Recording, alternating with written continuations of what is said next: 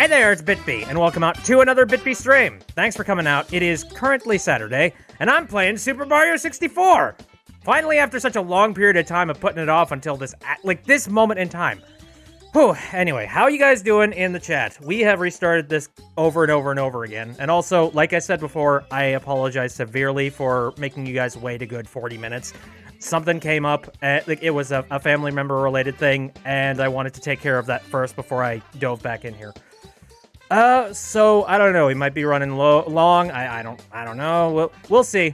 But anyway, yeah, you'll remember that I promised that I was going to do Super Mario 64 on the stream if Nintendo decided to stick with this new policy that they set up where, oh, okay, yeah, you can make content out of our stuff. Never mind. Because a long time ago, they used to put pretty much all of their media into Content ID in the Content ID system. They don't seem to do that anymore, mostly because they really badly want to have streamers and online personalities play Smash Brothers. And you know what? I'll take the residual pluses for them being like, oh, okay, let's not flag the ever-loving hell out of their videos. I'm so stuttery today. Dragon Rose says, good, a little tired. Well, I hope... I'm glad you're good. Preparing for your cross-country move, and you hope that I am doing all right, too. Oh, very nice. Oh, that's gotta be a heck of a thing. I've never, cross-country moved before, and that just sounds like a complete nightmare. Alright. Well, let's not put it off any further. I want to get into this game. I want to play. Here we are, and let us move over to the game tab. There we go. I made it custom-made so that it runs here. Now, I'm going to preface this by saying that, yes, this is running off of an emulator, but I own the original cartridge, and the only reason I'm doing it here is because, ease of use. So, here we go. At 1 million subs, BLJ IRL. How? I can't travel through different dimensions, but by BLJing. Mayro Tim. So, here we go. Let's get this started, then. The most recent ROM that I got going on. Oh, shoot. Hold on a second. I forgot to turn on the game audio. You know what? That's an easy and simple fix, and I forgot to do it. So that's fine. Because I know how important it is to hear this noise.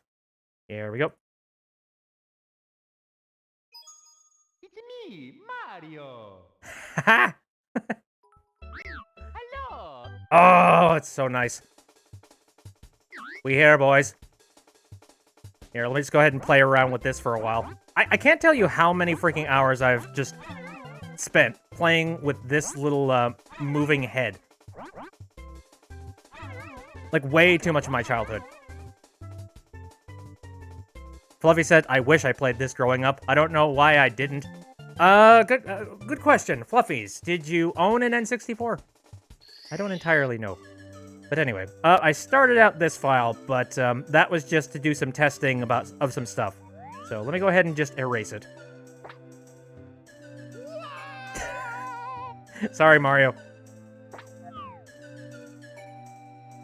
You played Ocarina of Time and Pokemon Stadium. That's very interesting that you wouldn't play, one of the flagship games that came out for the N64. I feel like everybody and their dog kind of had an N64. Well, an N64 and a copy of Mario 64. Oh, gee, thank you very much, Snail Pants. I always, every single time I read your name, I immediately think it says Snail Pants, and that makes no sense. Snail Paints has subscribed for 2 months at Tier 1. Thank you very much. We'll be lurking around while I get some work done. Wow, thank you very much. Snail Pants. That's how it works, clearly. Oh, funny stuff got, a thing. Is that Is that a worm? What the heck is that? It's a love wormy thing. Snatcher Pants bootleg. Alright, well, let's begin. New file. Okie dokie. Dear Mario, please come to the castle. I have baked a cake for you. Yours truly, Princess Toadstool. Peach. Ah. They got a voice actress who just happened to be in the office that day. Nova Starlight says, I played Pokemon Stadium and, Hey You Pikachu, which was a terrible game, but I still played the crap out of it for some reason. Well, when you have only a few select games, you play the crap out of them. Luckily, I happen to have a pretty good one here.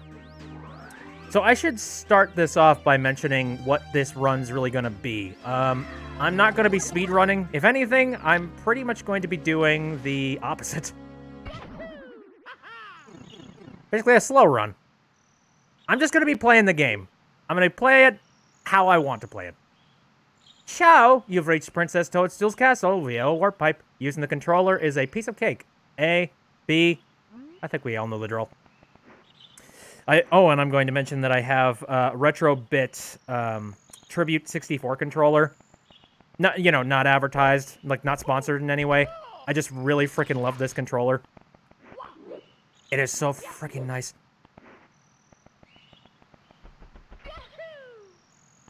Snail Paint says, I had the Mario 64 where you played as Yoshi at first, never the OG though. Oh, you mean Super Mario 64 DS? Oh boy, that version was nerfed. Because he didn't have the full, 360-degree movement going on.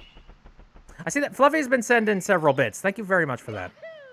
Pokemon Snap was awesome. They needed to make a sequel. Here's a weird thing about Pokemon Snap. Oh, hello, we're starting with this. Yeah, this game was so advanced in its own time that there were many people that might get confused by the concept of controlling the camera manually. So it's just like, here's a tutorial about how to use the camera in the game. Oh my god. We're no longer in the second dimension. We're in the third dimension. In the third dimension! Ah, yeah, there we go. There's all the hooting and hollering that I like from Mario games.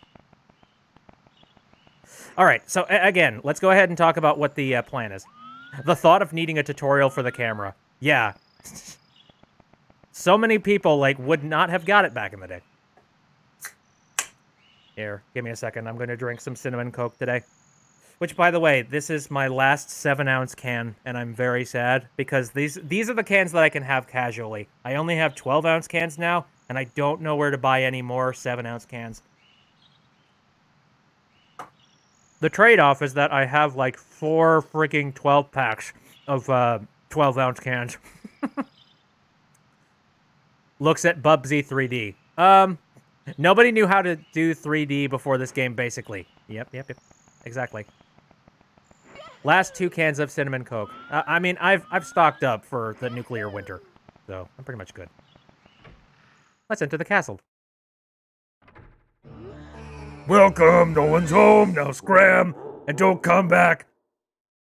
I'm gonna be very honest here. When I was a kid, that laughing noise and that laughing sound effect actually genuinely scared me. I feel bad for, I feel very embarrassed about saying that, but for whatever reason, just walking up to the door and hearing... It felt intimidating as hell. No. So here's the plan with Super Mario 64. I plan, in my run of doing Super Mario 64, to do 120 stars.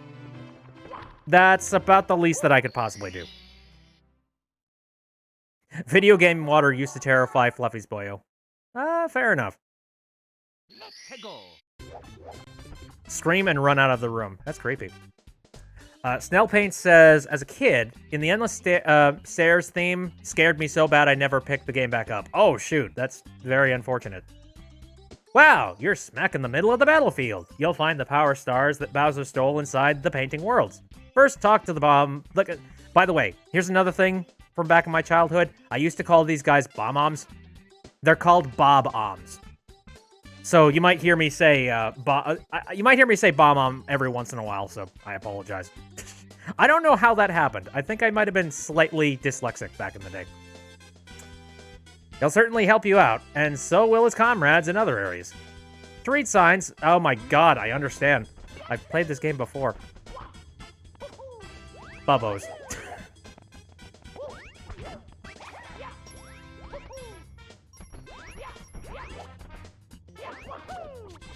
Ow. Wait, Fluffies? That's how Fluffy used to say it? Call them? Really? Shoot. Anyways, so let's get right to the point here. Let's go to the summit. Screw you, Chain Chomp. Fluffy says, I just learned they aren't called that. Yeah, I was thrown off when I heard it first. Like, I think it was from a YouTuber or something. I was watching a video of theirs, and they're like, wait, did they just say Bob-omb? They're not called Bob, right? Oh my god, they're called Bob. Holy crap. Can I just say, this is freaking second nature to me. Like, none of the movements that I'm currently doing right now feel like I've been consciously doing them. You know what that's like? Whenever you're playing a video game, just you've done things so many times, you know. Howdy, sir. Also, you want to see, you know, terrifying low poly Mario? There he is.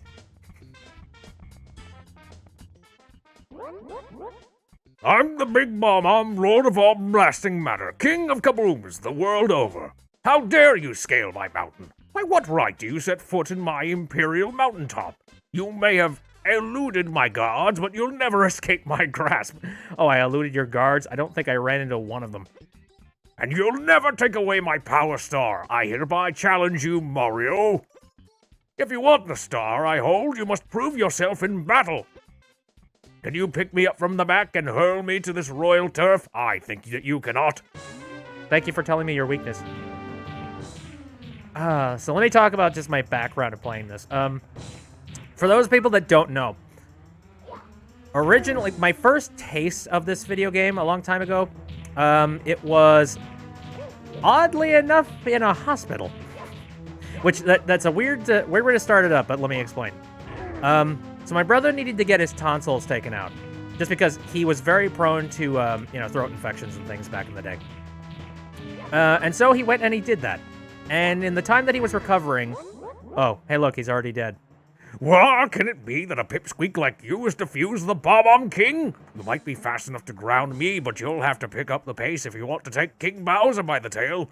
Methinks my troops could learn a lesson from you. Here's the star, as I promised.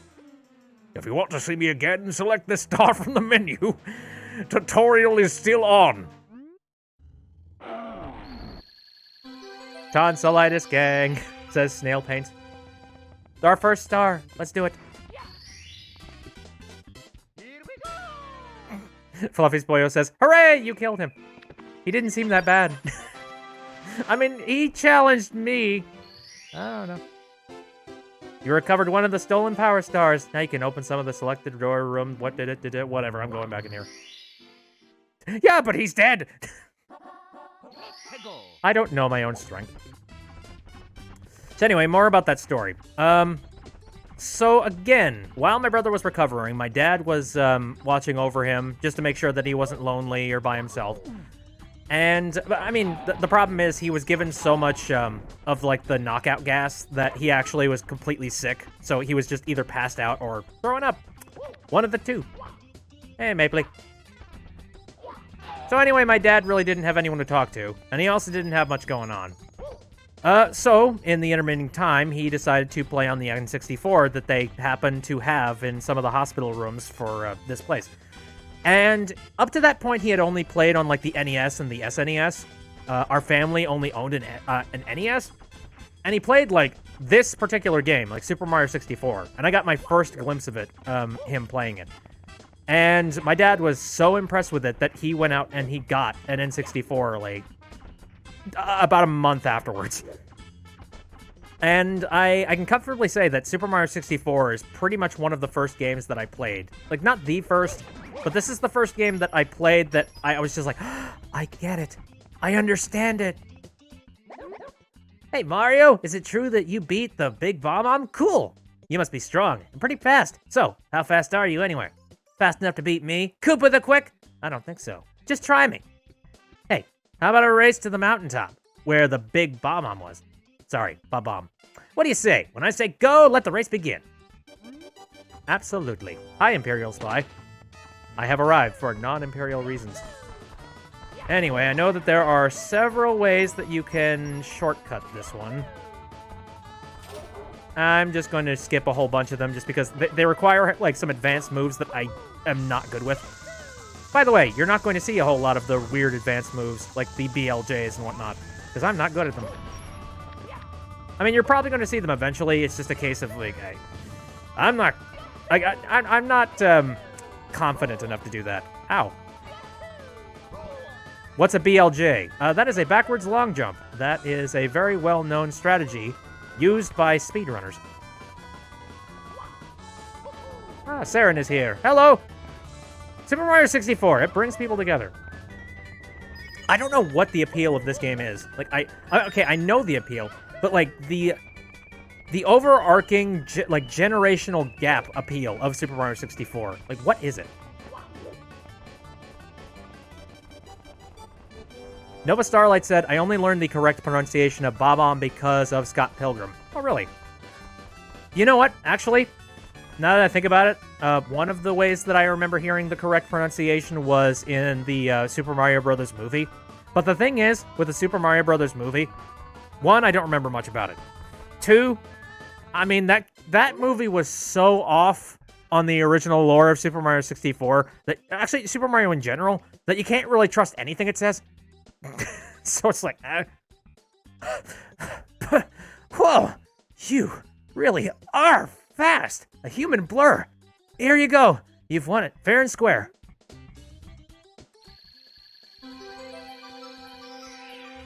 Whoop. Doop-de-doop. It's amazingly hilarious, utterly awful, and I love it. I have not seen the Mario movie in a very long time. Now, question. Is there still an animated Mario movie in the works? Because I heard some talk about that at one point, and I don't know if it's still a thing. What voice do you think these things would have? There's a good freaking question. You know what? I feel like it would probably just be High-Pitch Robot. I don't know if High-Pitch Robot would work, because High-Pitch Robot would sound something like this. I feel like that's too techie. That doesn't really fit with the Mario universe, I don't feel. I don't know. I expect like a robot to be something like that. For the bomb, maybe just a small voice. I don't know. Hello? We're peace-loving Bob-ombs, so we don't use cannons. But if you'd like to blast off, what? Oh, we don't mind. Help yourself. We'll prepare all the cannons in this course for you to use. Bon voyage! You see, I just don't feel like a robot would fit that. Alright. Ready for blast off! Come on, hop into the cannon. You can reach the star on the floating island by using the 4 cannons. Use the control stick to aim, then press A to fire. If you're handy, you can grab on the trees or poles to land. Thank you. That voice is adorable and perfect. Awoo! Okay, I guess we should go ahead and just do that. Imperial Spy has posted a YouTube video. What are you? Oh my god! Oh, Super Mario Bros. Anime movie restored best quality. Oh, interesting. I don't think I've ever seen this before. I don't know. Never really had an interest in watching that. And I'm not talking about that. I mean the live-action Mario movie. That's where I originally heard the Bob-omb thing. Okay? Like, that's not the one I'm talking about. That one's probably very accurate. No. I'm talking the live-action crap. The live-action mess. Yes.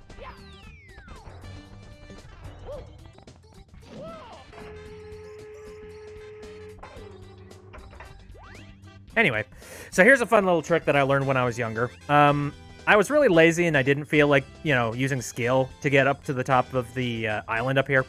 So what I would do is I would just aim it all the way up, and then I would find right about here. Right about where that, the cliff on that cloud is. It's like, whatever. I don't need to aim for the tree. What are you talking about? I also don't need it to attempt to try and shoot from the cannon over there. Whatever, I'm good. Mapley has posted a cursed image. That's not that cursed. I mean, it's fairly cursed, but it's not that cursed. I thought that's what we all did. It's weird. I never heard of anybody doing it other than the legit way before. So maybe that was a little bit more, you know, wide, a wider scope of people did that than I thought. Anyway, so since this is the 8 red coins mission, I'm just gonna go ahead and collect a whole bunch of coins. Like, because, I mean, while I'm at it, might as well.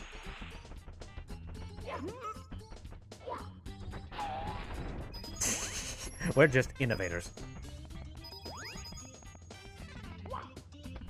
Now, I forget. I think it was Super Mario Sunshine. I got really upset because the 100 coin star that you get in Super Mario Sunshine, you can't collect the 8 red coins at the exact same time.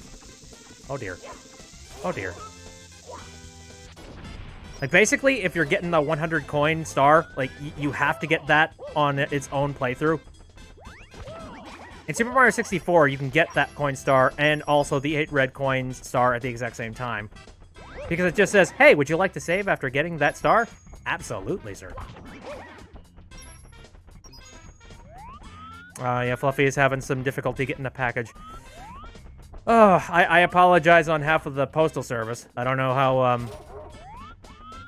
I don't know how, like, how much value there is in that, but... I'm gonna take a very quick look at that.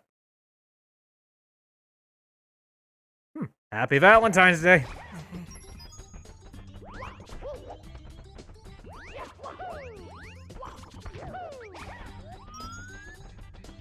So let me think if there's anything else involved with Super Mario 64 I could talk about here.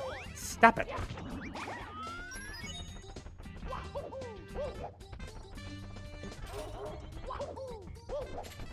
Hey, Chain Chompy bastard. Oh, excuse me. Well, whoops. Novastar says, I never owned Mario 64 and didn't play it till it was many, many, many years old, but Mario Sunshine? That was my shit. Agreed. I liked Super Mario Sunshine in a lot of ways. It felt like it was like a true sequel to this. Whereas there are a lot of spin-offs and random things that had come out with Mario in them that I was never really interested in. And it was so weird to see pretty much like a sequel to a Mario 64 platformer. It's one of those moments where you're just like, God, I didn't know I wanted this so bad. And then it comes out. Here, let me see if I can follow a Discord spam link. Oh, dear God. Well, I love it. So, confirmed. I can go and take a look at Discord horrible memes while also playing this game. Confirmed. It's ill-advised, but I can do it. Charles has confirmed that what he says when throwing Bowser was, "So long, King Bowser!" Yep, that's what he confirmed. But I think we all know what it is in our hearts. Hashtag pride. Anyway. What is it in our hearts? Somebody in the chat say it. I hope nobody gets, like, you know, timed out or anything for saying it. I'm fairly certain you wouldn't get timed out for it. Green Demon? No. Honestly shocked Bit decided to look at you making birds gay. Of course I did. I've looked at weirder things.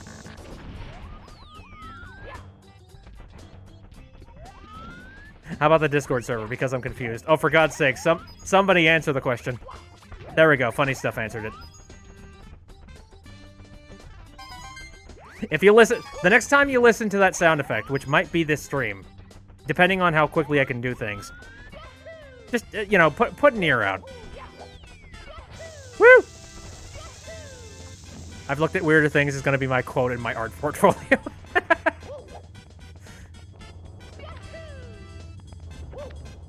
Bit 2020. Strange internet memer. Nice of the princess to invite us over for a picnic, gay Luigi.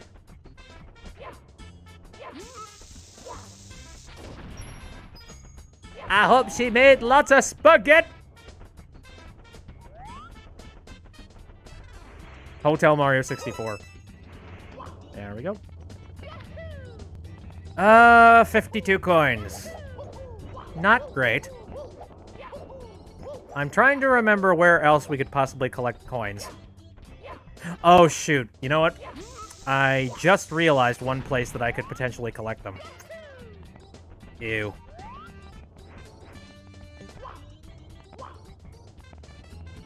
You know what? For the sake of not using up all the coins that are currently available and out here, give me a moment. I'll toast this. Toast, toast. I'm so glad that I'm playing this. Oh my god, are you kidding? Again, I've waited. Oh, whoopsies. I've waited so long, and now it's finally here. Oh, also, I should mention this too. I don't know if you guys have seen this recently from YouTube videos and whatnot. I'm trying to remember the specific person. And if you happen to know, go ahead and shout it out in the chat. But, there's currently some work being done by some coders and like some independent folks. They're attempting to try and, well, they've already decompiled the entirety of Mario 64's code, and they have managed to backwards engineer it. In a simplistic way of explaining it, basically they're trying to turn it back into its original code language, instead of it being locked down to the N64. Now, this has got a couple of benefits. One, you can actually mess with the code a lot easier that way. Two, it allows you to be able to port that code to whatever platforms you want. So technically, you could take Mario 64 and you could port it to Windows natively instead of needing an emulator or something. Now, that would probably be stupidly illegal, and I don't think you would want to have that copy, but you could, in theory, do it. Now, why am I bringing this up? Because one of the things that they found out while they decomposed the code is that there's a specific kind of compression that exists for, like, just, like, C-based code. Sorry, I'm getting kind of technical with this. But basically, it's like O2 something or other. Sorry, my brain hurts. It's a me, Mario, on the PS4. Here. Hail Mary. Got it! Mario 64 uses no compiler compression. That's the technical term. I actually went and I watched a video. That's not 100% true. It actually does use some compiler compression. But like a very key part of the compiler compression is not used for some reason. I am not a coder, so I could not 100% explain it to a T. It's a me, Mario! Damn it. But yeah, there was a very specific part of the encoding of Mario 64 where for some reason they just didn't compile it that way. And nobody really understands why. There was probably a good reason. Oh dear. Guess what? We're grabbing all the coins again. But at least I got Mario Wings to the Sky early.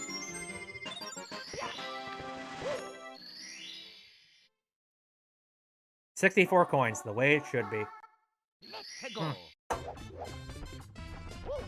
Oh crap, victory! Let's see if I can actually manage to pull this off. So there's the island. I'd guess right about here. No, right here. Nope. I flubbed it.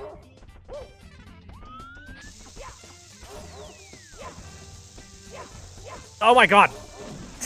Jesus Christ. Anywho.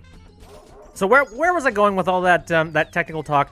Basically, because of the fact that they skipped on compiling it with like a specific kind of compression, it means that the game actually ran worse.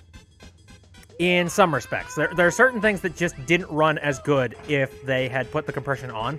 And thanks to the fact that these very smart freaking people managed to, de-encrypt the whole thing, they had the ability to completely rework the code from scratch. and they could re-encode Mario 64 with that checksum in place, which means that you can have a ROM that has O2 compression on it. And this is actually what this ROM is currently running with. I patched it, and it should be running fairly good.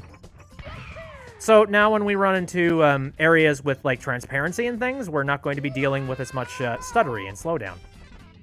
So that should be kind of cool. I'm very happy that this came out roughly around the time I decided it was time for me to play Super Mario 64. Like it's oddly convenient that it happened at a very significant time.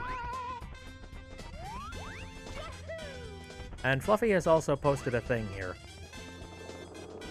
Ah, yes, more conductor. Oh, no, not conductor. Grooves. What the heck am I doing? My brain. That's actually really cool. Yeah, I agree. It is... I just love the fact that people are going back into just the code of this game and rediscovering things and coming up with new ways to mess around with it.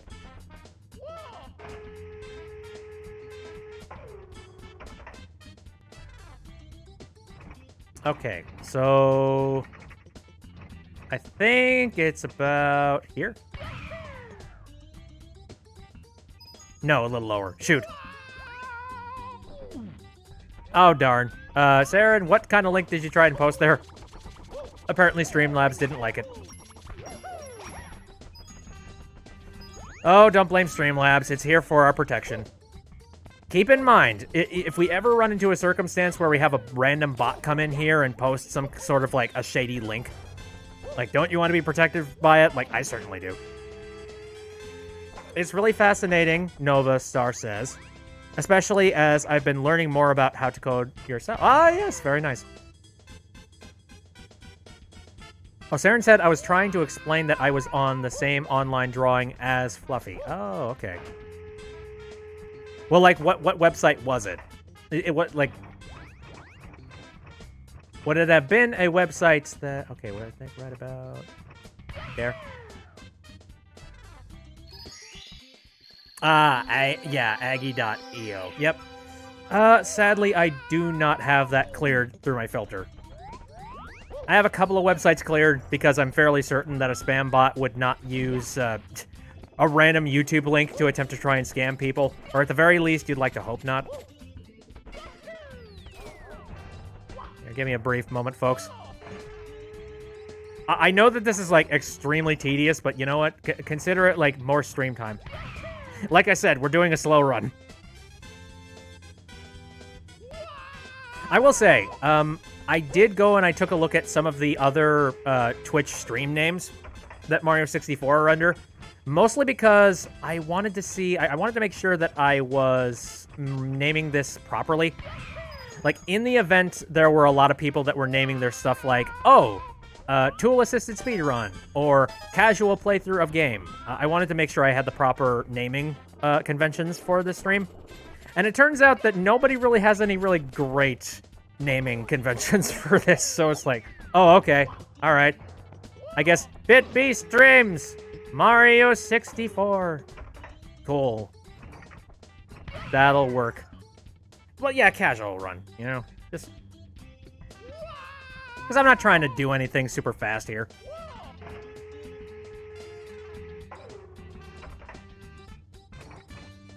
Oh, stop fluffing my ego. Okay, I think here. I'm running out of coins to collect in the air. Starting to get scared. So, here's the thing. If I don't collect enough coins within this, this map, and if I have to resort to getting coins from up in the air, I guarantee you getting the coin star is going to become stupidly impossible. Because then I'm going to have to attempt to try and collect the coin star using the cannon. And I don't want to do that. So there's my explanation. And I also know that I could just put this star off until I get the wing cap. But, no you. BitB versus Simple Flips win. Would Simple Flips even know my existence? I have this strange suspicion he would not. I'm sure if you guys went over, like, if at any point in time, if he ever was, like, live streaming, and if you were just like, hey, have you known have you heard of BitB? He'd just be like, who the hell is that?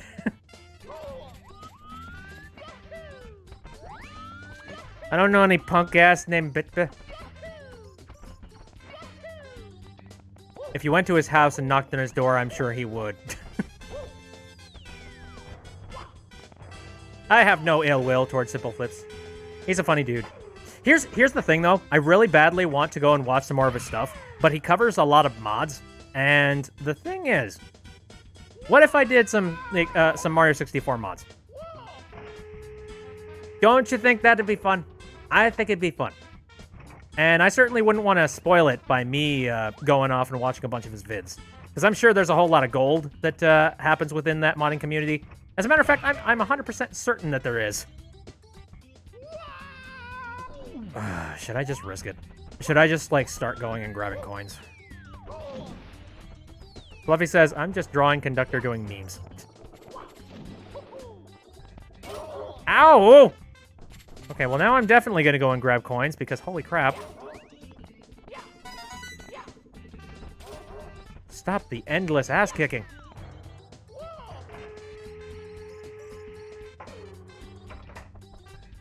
You still say I could totally do the one where Twitch chat because to fuck with me? Oh, I definitely could. The question is, do I want to hand that power to my audience? Do I want to say, all right, guys, it's up to you?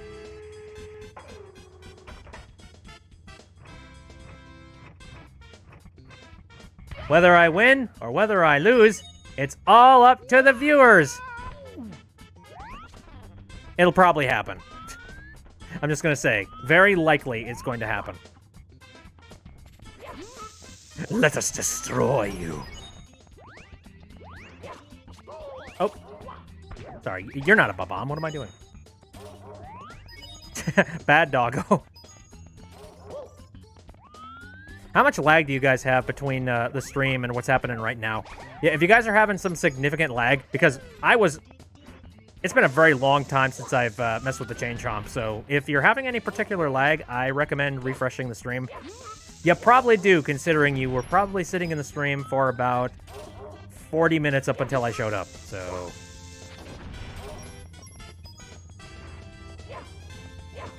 Or if you don't want to risk it, because I know there's a few people that...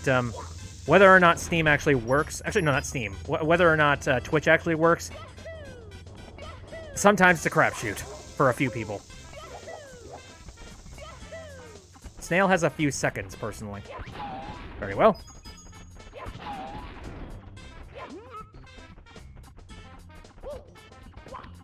Speaking of viewer's choice, would someone be able to donate to have me play a specific game because you would love to see me check out Okage Shadow King at some point?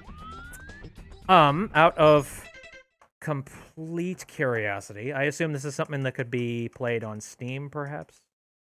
Let me just open up my Steam window and look that up. Okage. Hold on.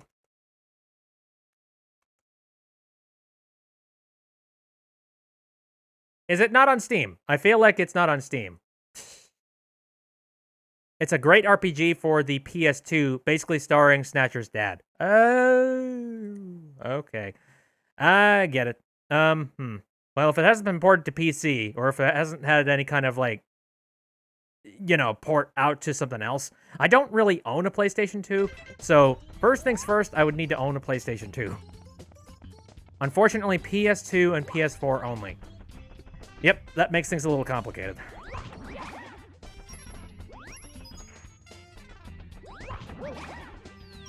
So yeah, I don't know. I know that oh, I got my buddy Ben, who we've talked to a couple of times on the stream. Get back here. Get back here! Stop running around in your pink boxers and whatnot. I need some coin. Anyway, no, I know that one of my my buddy Ben's favorite games is Legend of Dragoon. And if nobody knows if people don't know what that is, it's basically an RPG back in like the PS1 era. Or PS2, I'm not entirely sure. Mario coin. That's just a straight up thing. Not even a gag at this point. Coin.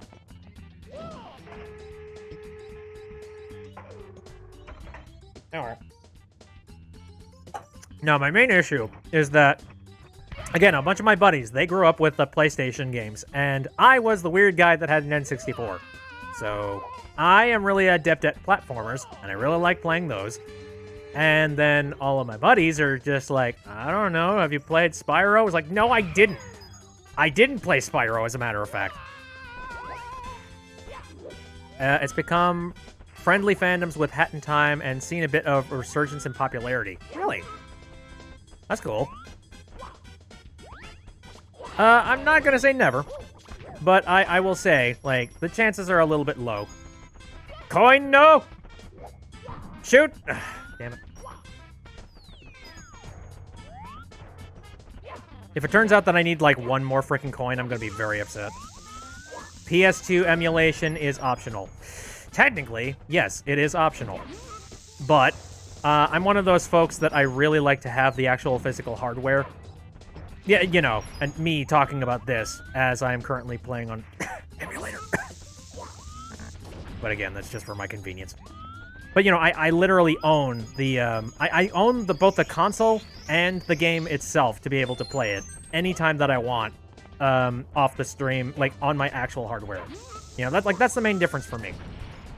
I'm difficult. You're talking to the dude who played the entire Phoenix Wright series, basically on a 3DS. He went and he got a capture device so that he would have the ability to play all of the Phoenix Wright games as they should have been on the hardware that it was kind of designed to be on. Before any of the Phoenix Wright games were ported to PC, you know. That's the main thing. Like, if the HD Trilogy was out on PC, you can bet I definitely would have played it on there. And sadly, it wasn't. So, I was kind of shit out of luck there. And I know that can be frustrating. Fluffy said, I'm not worried about emulating games if I can't get them firsthand. Again, I am. I mean, the argument of the whole, like, well, you want to support the developers, right? Technically, that really doesn't stick that much, especially nowadays, because, I mean, you know, games that old, their time has kind of come and passed. Like, there's not much that the developers are making off of that game anymore, and it's probably used. Either that, or it's been sitting in a warehouse for so long that it's not even being kept as inventory. So, yeah, it's kind of a moot idea. That's a moot excuse in general. But at the exact same time, I do like to be authentic with it. A moment of silence for the Ace Attorney live streams. Funny Stuff says, you keep making those jokes. You keep saying, like, oh no, Ace Attorney is dead. Oh dear. I guarantee you it's not dead. I promise you it's not dead. Matter of fact, there currently exists 2 games from the Ace Attorney series I have not played.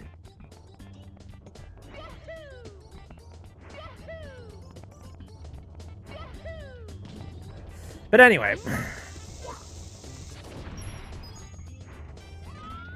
Alright, please tell me that there's enough coins, like, on the ground that I don't have to worry about going up and grabbing them from the sky.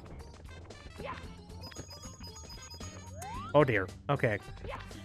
I know there's a red coin located over there, but I just need one more standard coin. And there are no coins up here, so that's not gonna help me. Is there any place that I have, like, not gone and looked in? Oopsies. Also, how many red coins do I have? Oh, shoot. I'm pretty freaking close to having the full thing.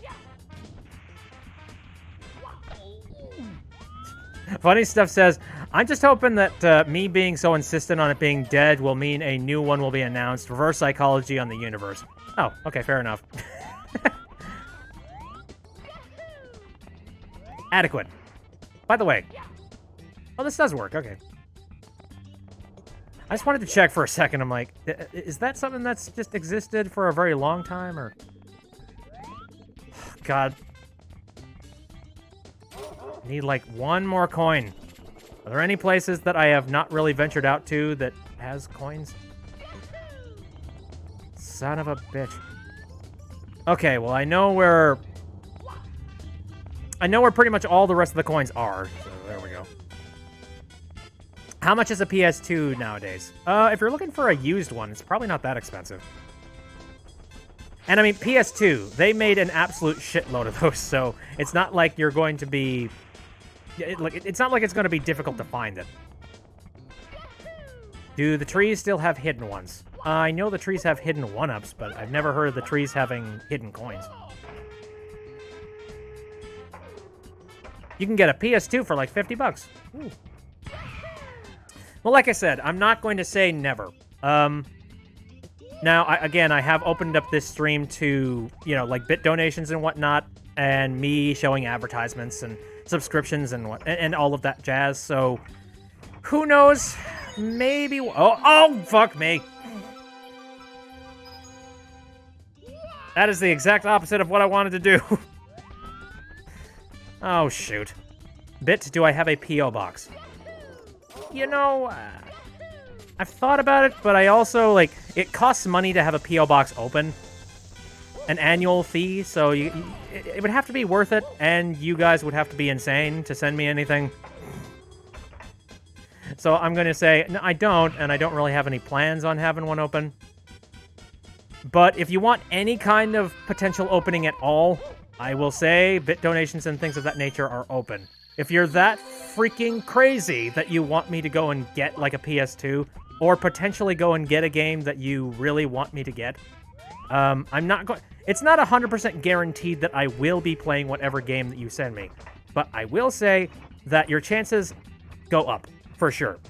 For example, I know my buddy Andrew has done this before, where he's just like, you know, BitBay, you should play this one game that I really enjoy.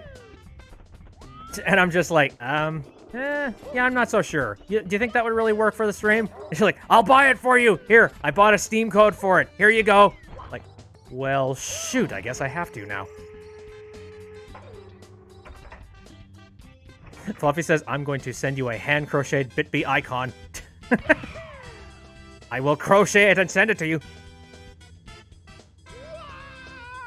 So that is one thing that has actually helped bring games to the stream before. I'm trying to remember. What was that one game? Lone Sail or whatever the heck? Let me pull it up on Steam real quick. Let me search for it. Lone... Oh, maybe it's not. I think it started it with SA. I've completely forgotten about it. Holy crap. Okay, well, regardless, I have definitely gotten some gift games from people. And I have played them on the stream because they were so insistent that I should play it that they sent them to me. I'm like, okay, well, all right. I'm gonna guess here. There we go. That's precarious. Hi, friend. Oh, God. No kill, please. You've collected 100 coins. Mario gains more power from the castle. All right.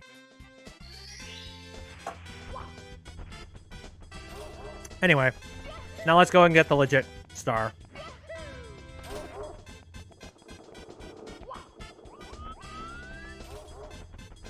Up, up, up, up, up. Got it. Now I am heavily considering donating a PS2 now. Oh man, don't donate anything that you're not like 100% prepared to do. Photobombing Chain Chomp. Speaking of Chain Chomp, it's time to open up his gate.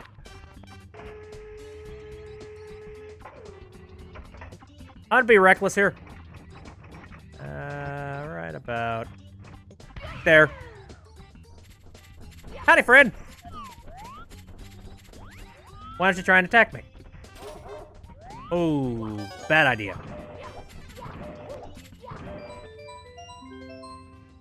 So here's a fun thing. I remember playing Super Mario 64 so much when I was younger that I actually had dreams of Super Mario 64, straight up. Like, there are some mods that have come out, like Star Road, that I swear to God I had some kind of fever dream over. Or, like, some fever dream about when I was younger. Even before the mod even, like, came out. Like, you know what I mean? It's just like, I played Star Road, and I'm like, God, this is so familiar. I felt like I've been through this. I've done this. But another dream that I had was I released the Chain Chomp, and then the Chain Chomp just started running around destroying things here. I'm like, whoops! Whoopsie doodle.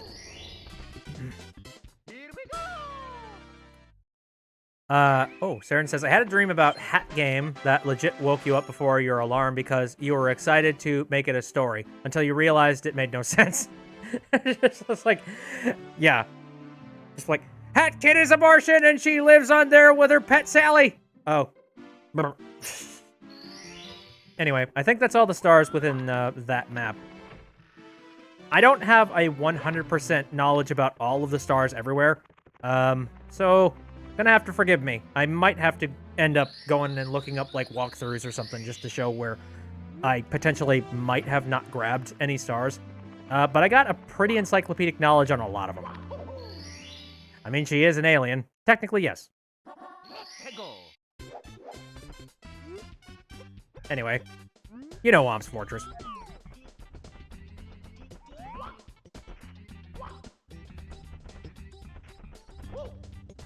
F-Base said, I predicted so many things in cartoons through dreams. Saren says, more like I realized I set the dream in my landlocked hometown, but there was a huge port. Very strange. Mario's Hat Kid's uncle changed my mind. They do both really like their hats. Dreams are frickin' weird. I'd chalk it up to remembering your dream wrong. I'm not entirely sure. I've had some vivid dreams before. And I feel really bad because I'll completely forget that the dream even happened. A few short minutes after I finish dreaming. And I'll be like, damn it, I should have wrote it down.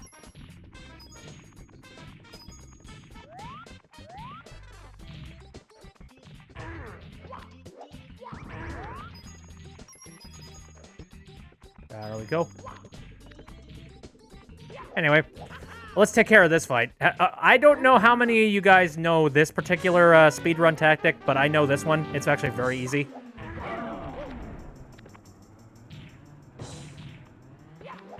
Oop. There we go. If you jump at just the right time, you just pass directly through them. Not that way. There we go. I didn't know that when I was younger.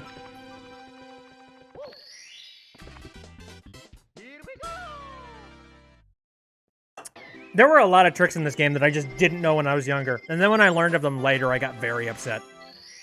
It's like, are you freaking serious? I could have been doing that the entire time.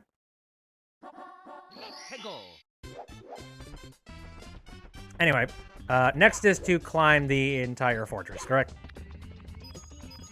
You know what? I'm lazy. I think I'm going to warp. How many of you folks know the warp points?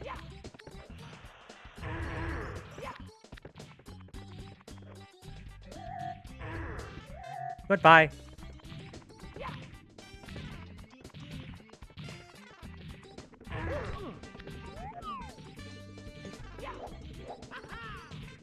That was another thing that I really liked back in the day. It's just like, if you knew some sort of secret thing about the map, you were hot shit. Just like, ah, you know forbidden knowledge!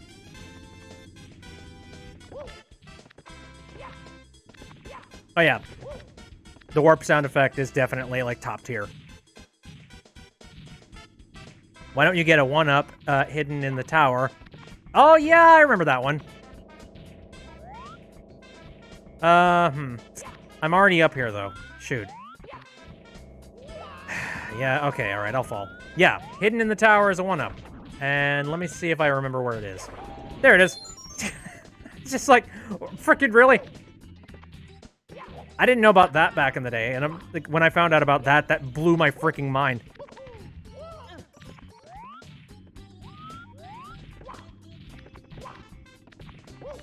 Kind of harkens back to the original Mario games, though. You know, it's like hidden walls, secret blocks. F-Base said, I dreamed that Ash turned into a Pikachu a week before an episode aired where Ash turned into a Pikachu. What? The ending of Gravity Falls. There was one time you dreamt of an episode of Jimmy Neutron, and then the episode aired the next day. That's freaking weird. Are you sure you're not, like, remembering that wrong? Like, maybe somehow you dreamed about that on the day and you just thought that it happened it happened the day following? Who do I don't know. I'm not in your brain.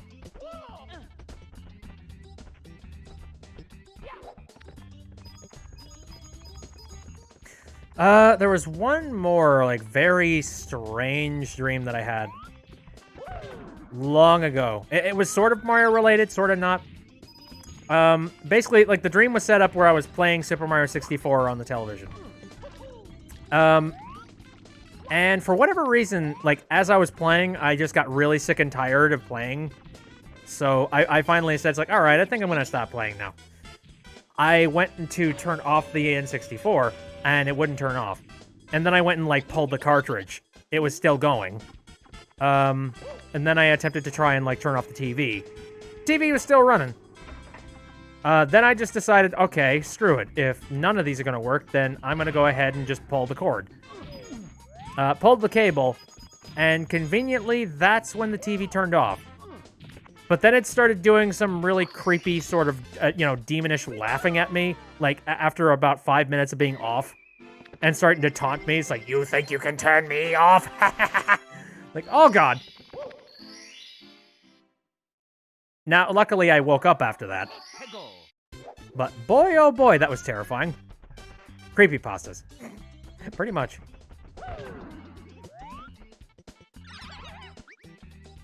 This is straight up a creepypasta.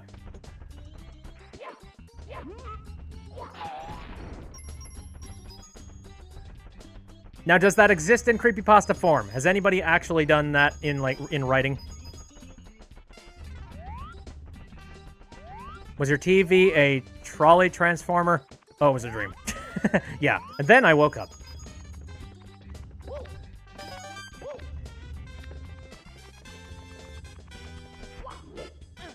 Let me tell you, here's another thing about Mario 64 that I noticed. After I've dived back into playing a little bit of Super Mario 64, especially after I had played, give me a second. I think I know one particular trick to be able to get this coin. Let me try this. I think it's this. There we go. You can kick your way up.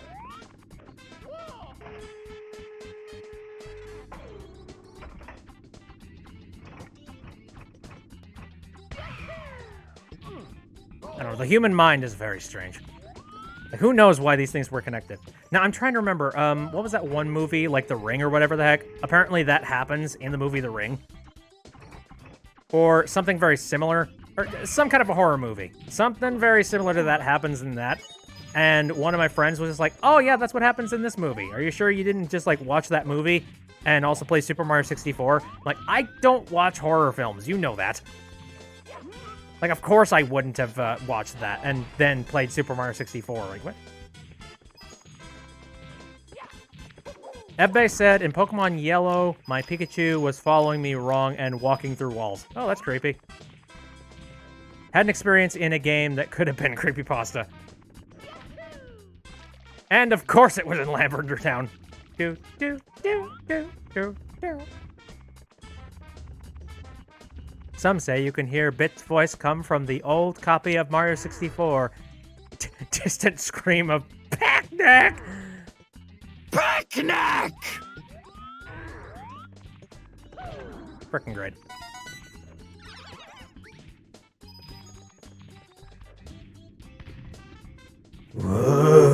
Whoa, I'm a ghost cartridge. What? Be intimidated, you brat!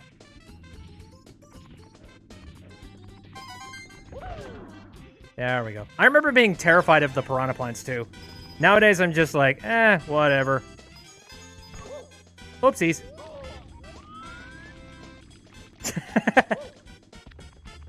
And now Stature fans are like, yeah. So, question, when did people start using the term stands? Like, I know what it means, but when did people start using it? Because I only, like, just recently heard, like, the name of it and the definition. Will you stop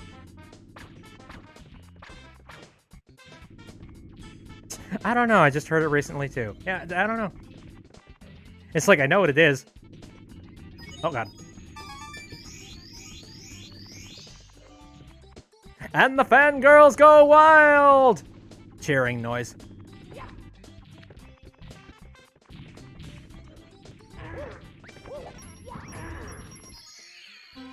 Ta-da! See, it's much easier here because there aren't a bunch of coins in the freaking sky.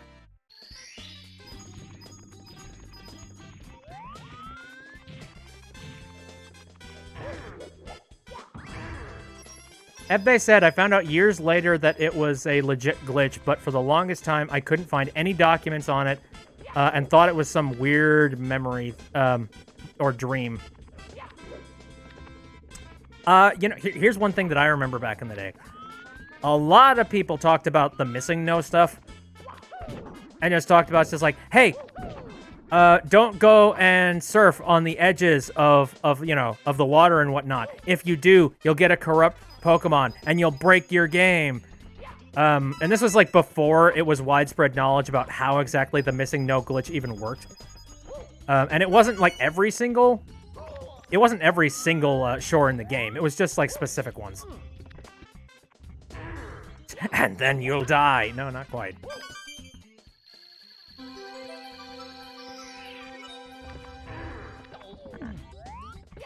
It was so fun, like just schoolyard rumors. Do those even exist nowadays? Because nowadays you could just debunk it. Just be like, you're full of shit. Here, hold on. Hey, Google.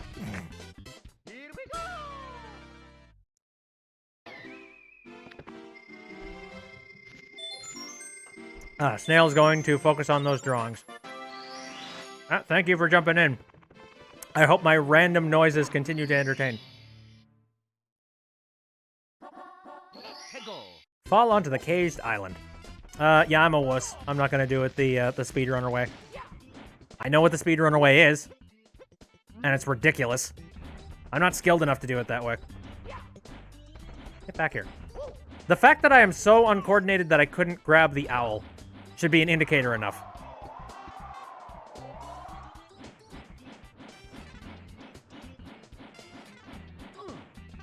Shit! Oh god. Oh god. Built up speed. I only just recently learned about all of these speedrunning tricks. What was that one video?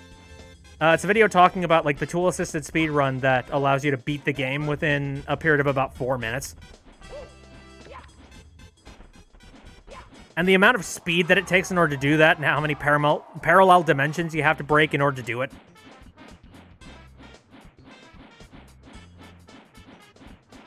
And you think I'm joking. No, I'm serious. That's a term. Parallel dimensions. Okay, I can't see the platform. Shoot. Oh. There we go. Everybody says, I remember this one internet rumor that said there was a character named Butthole Bob in Super Smash Bros. Melee, and yet everyone focuses on the Sonic rumor.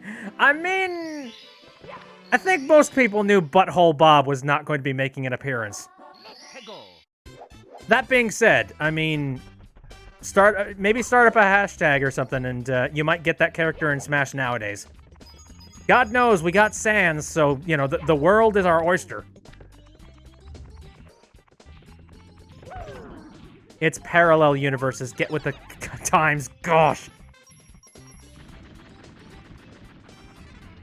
Oh, Funny Stuff says, back in the 7th grade, I had a kid tell me his uncle worked with Notch on Minecraft. Bullshit. And that there was a rare item called Diamond Doorknob that only he knew how to make. Again, my uncle works at Nintendo.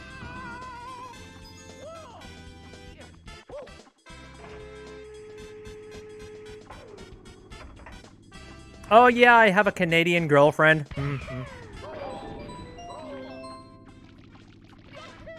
We really be doing my dad works at Nintendo? Yeah, pretty much.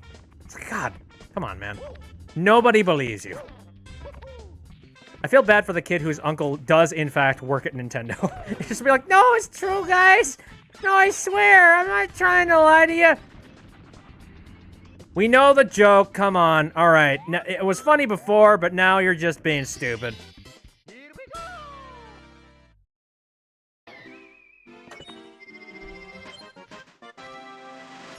All right, now I believe that's everything in there. Squilliam, fancy son with his gilded doorknobs. All right, next up, water level.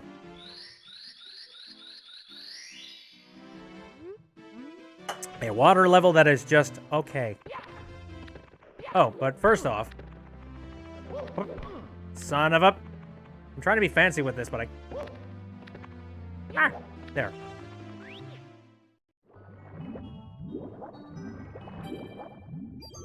So I do like how the version of this in Super Mario 64 DS actually made the glass panes much more distinct colors.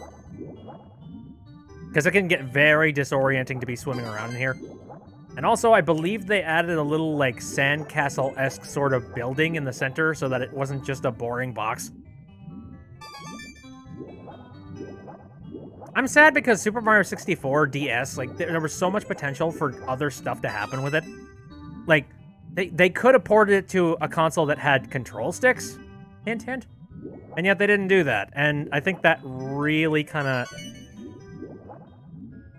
I don't know.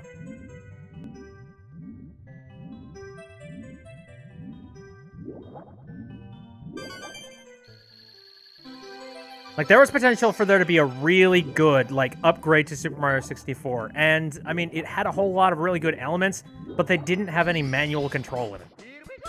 You know, like, you can only do so much with a D-pad, and the touchscreen controls are piss. So, what are you gonna do?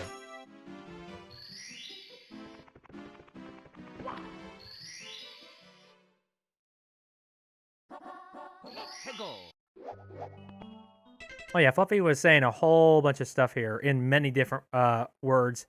Ha! Water, my arch nemesis. I'm glad you've conquered your fear. Oh, Fluffy says, oh yeah, Hat in Time. That's interesting to think about, yeah. If Hat in Time had a water level. I don't really know how that would have worked. I mean, hey, maybe one day, if they decide they want to go for a round of DLC 3 for some stupid reason. Or if they decide to make Hat in Time 2. That's an avenue they could do. They can make some sort of a hat that is a sub. Not a sandwich, okay? Although, a sub sandwich would be pretty good right now. Anyway. How do you get this guy to come out and play? I don't even remember.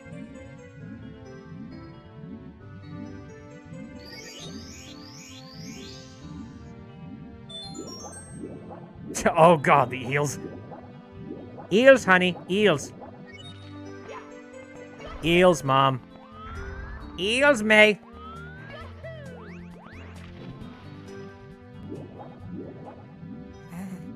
If they don't call it a Hat in Time 2, a Hat in Tomb, I'm gonna be slightly sad.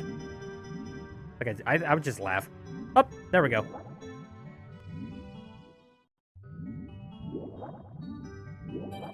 A Hat in Tomb actually sounds kind of menacing. Okay. Now, what order were these chests again? Yeah, there's that one.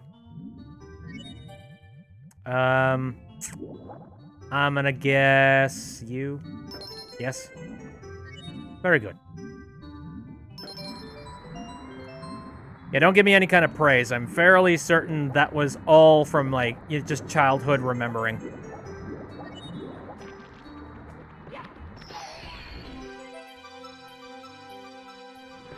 Snatcher just swims past in an eel costume. That'd be great. I mean, I am a pool noodle.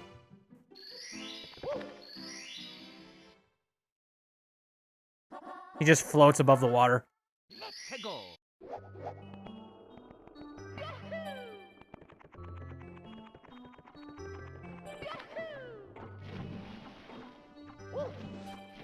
Damn it. Screw it. I'm swimming.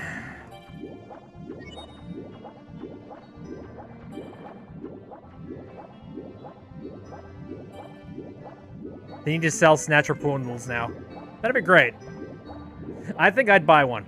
By the way, I did go and buy the cassette soundtrack for Hat in Time.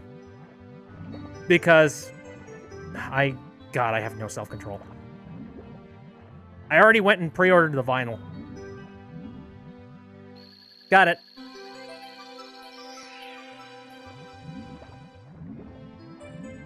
Ugh, good. I'm glad I got that over with early as opposed to having to deal with, like, chasing after the eel. If he's a pool noodle, that means I can grab onto him, right? Yeah, he could be like a little life buoy, a life preserver. Treasure on the ocean floor. Right. I think I know what treasure they're referring to.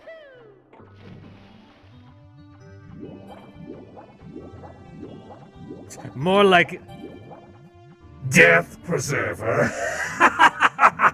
yeah.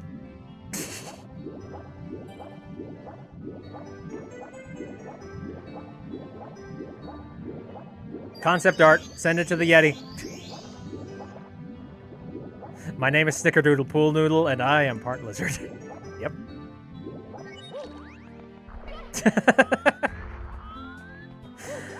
I know the silliness, I say.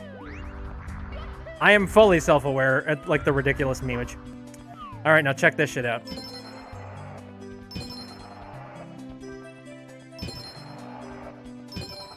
I have that memorized. Straight up. That has never left my brain. And in fact, there is a puzzle very similar to that in Super Mario Odyssey, which I thought was hysterical because it was pretty much literally the exact same thing, the exact same pattern and everything. And I geeked out, so I'm like, I know the reference! Alright, time to grab red coins. And I also need to collect other coins while I'm at it.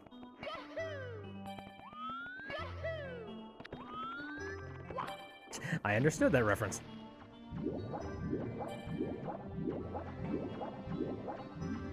I don't know. Mario Odyssey just, there were so many little nods to Super Mario 64, and it made me so happy. Right, that's what I was gonna say before. So, going from Mario Odyssey to this, I was actually kind of thrown off, because Mario Odyssey, you have, like, some pretty significant control over Mario in that game. Ow.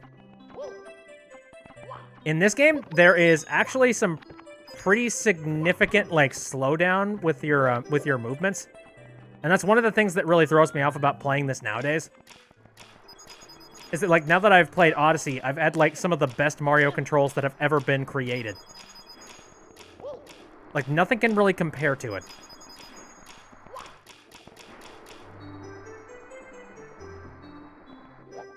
Whoops. What if you would move more like Mario from Mario 64 IRL with the sounds and everything? Technically, you could. In theory, you definitely could. Boy, if you could jump like Mario, though, get into basketball.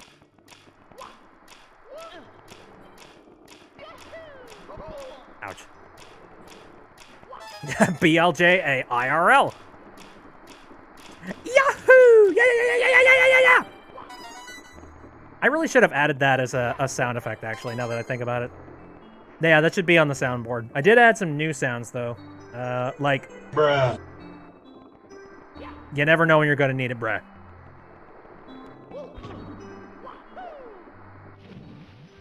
I mean, you do have Mario screaming. Oh, wait, no, that's not it. No, shut up. No, I meant to play this one. There we go, that's much better.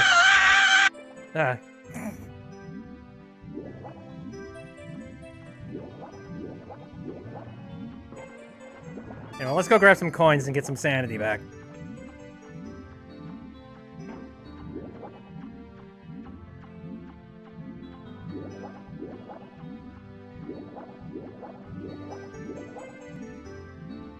Fluffy says, I see BLJ and my brain just does a terrible split between PP and J. You mean PB and J? And BLT, and it just hurts my brain. Okay, well, let's be technical about this. So, bacon and peanut butter have actually been combined to pretty good effect. Actually, peanut butter and jelly and bacon. Or something like that. I think that's actually been combined before in, like, actual recipes and whatnot. And people have tried it. I don't know. Bacon's pretty much good with everything. Now, adding the lettuce, that's where the problem comes in. Thank you for clipping funny stuff. Thank you. Dun, ba, dun, dun, dun. I love that the clip URL contains spoopy, adorable yams. I love, like, you know, clever URLs.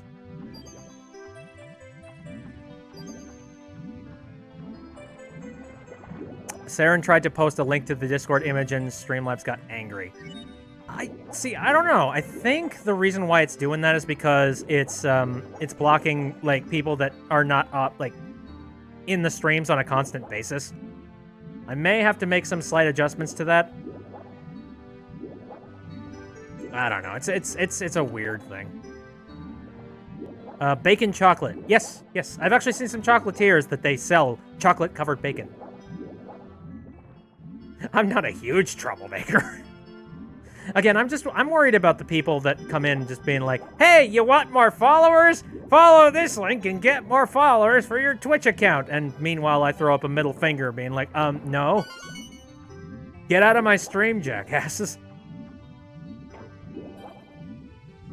I really wish there was a person behind that, the sad advertisement, because it's just a bot. Ow. Okay, Mario. By the way, here's another thing I wanted to bring up with Mario 64. The sound effects for Mario here are some of the most guttural sounding Mario sound effects I have ever heard in, like, a Mario game. And it's never really compared in any of the other Mario games. It's always kind of, like, softened, like, oof, or oof, oof. Meanwhile, Mario here is like, is that good or bad? Oh, wait, I bet that clam thinks Mario tastes good. I don't know. I don't know what's good or what's bad anymore. I just think it's interesting. Like, the first outing in 3D, the sound effects are just, like, they're violent as balls. And also the effect of Mario drowning as well. If you've never seen the Mario drowning effect, it's kind of amazing. It traumatized me as a child. Remember, kids, violence is good. No, it's not. Nearly done. Got it. Ba-da-da-da-ba-da-bow. Yep. Alright, let's save that one. Violence is good in certain contexts, like slapstick humor. I'm perfectly fine with violence in that case. Three Stooges? Magnificent. Randomly hitting somebody over the head with a tire iron? Got a few questions.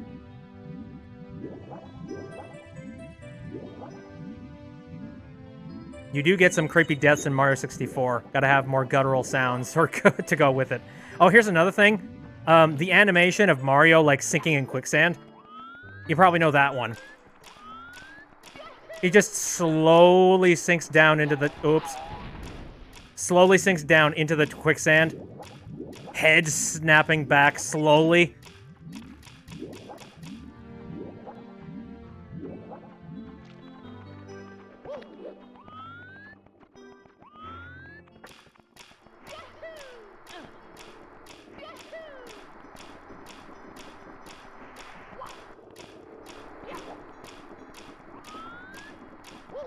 There we go.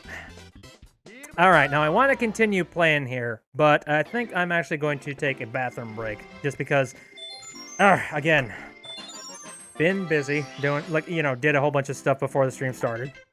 And also drank a lot of liquids.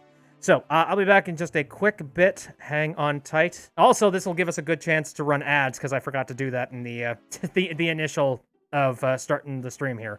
So, again, hang tight. We'll be right back.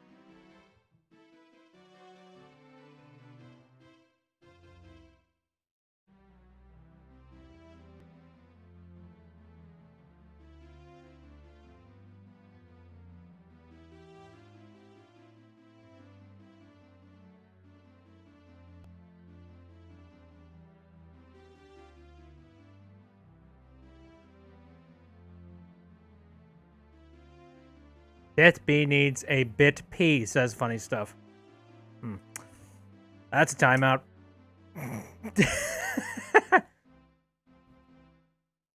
You think I'm joking?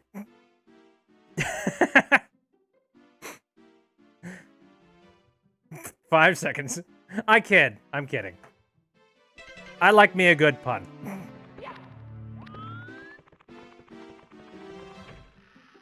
Ouch, that hurt me. Physically. That's another timeout. Oh, hello. Look at this. Now, you'll notice, there aren't any significant frame drops when this thing comes into view. And again, that's because we've got that nice little compression done on the ROM, so we don't have to worry about that. But anyway, let's go to the Sky World. And also, while we're here, let's make absolutely sure we get all the red coins. So, let's hope I don't end up flubbing this. Okay, I don't really... Now, question. Is there a 100 coin thing for this world? Please tell me there isn't. Because I feel like that would be pain on toast. Oh dear. Okay.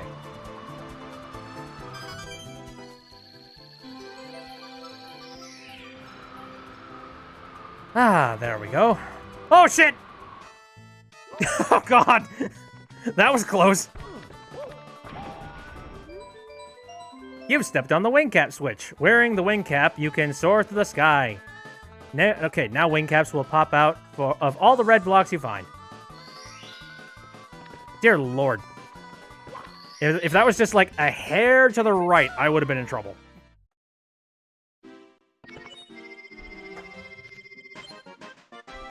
There, one of the castle's secret stars. Ah, Parknick. Hello, thank you for following. I appreciate it. Evbay said, I sucked at flying in Super Mario 64 as a kid. Same. I still do. No, it's interesting because I know that we're going to get like 1 or 2 people coming in here that have never seen my streams before. And again, my stuff is pretty much just casual. You know, I'm not some sort of an expert Super Mario 64 player, and I kind of hope people don't expect to see that. And if they do, oh, they're going to be sorely disappointed. I'm just a guy that really loved this game, that waited a very long time to finally do something with it.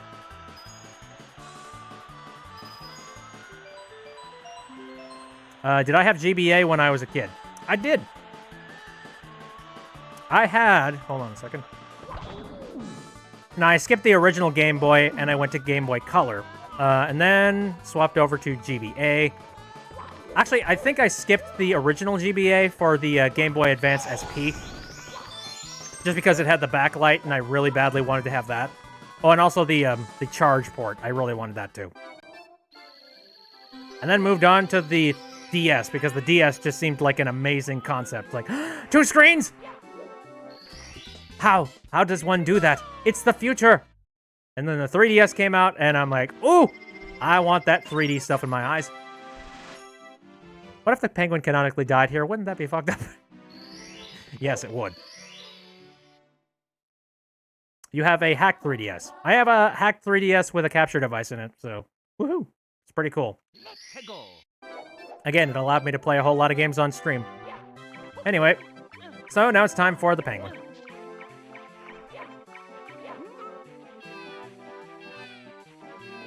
Here's one. This is one of those missions that really pissed me off back in the day. Because, let me show you how easy it is to complete this mission.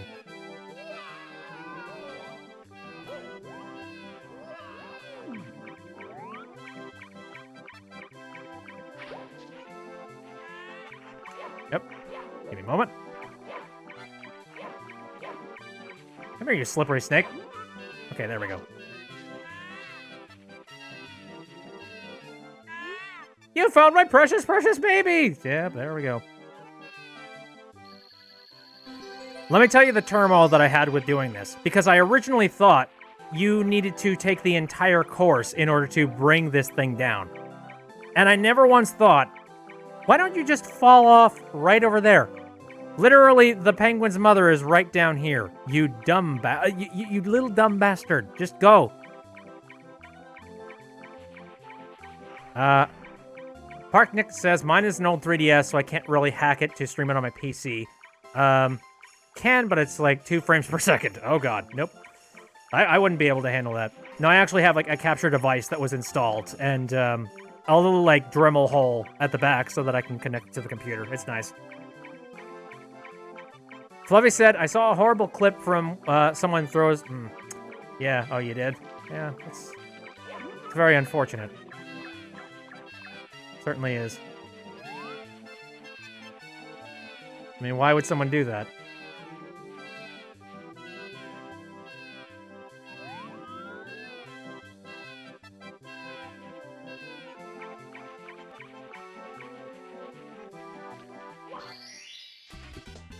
Lawful good. Had you going for a second, didn't I? Fluffy's like, oh, thank you, I would have cried.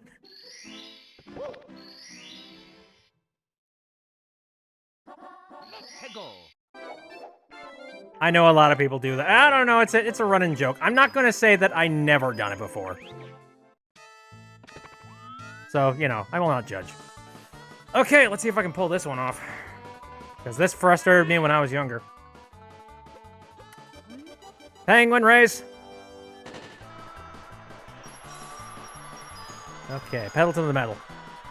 Maybe since I have this, I gotta say, the control stick on the Tribute 64 controller, it is so freaking nice. Oh, shit! I say as I fall over. I'm at 17 lives. Holy crap. It looks like I've been hoarding, but I haven't.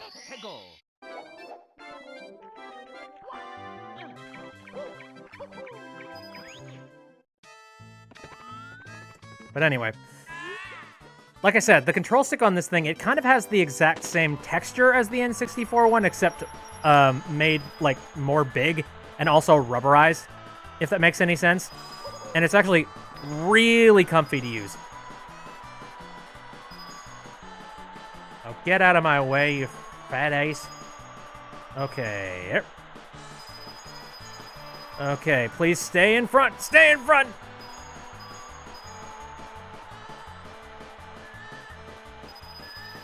Haha! Jackass!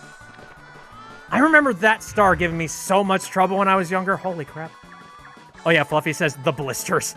Yeah, the original N64 controller was just literally a plastic nub. It had no rubbering on it. And Mario Party completely kicked your ass. I'm really glad that something like this exists. Though, that being said, I have not given it the Mario Party test, so I don't really know what would happen if I decided to try and do the, like, you know, the boat minigames and stuff. Or, you know, God help you, the Boo bike level. Have I ever had the disappearing Peach glitch where you move a certain way or something like that? Oh, disappearing penguin glitch, rather. Where you move a certain way or something like that, and the penguin falls off the mountains like that. I mean, this is Mario 64. Like, those kind of glitches are kind of par for the course. They will definitely happen, and there's not much you can do about it.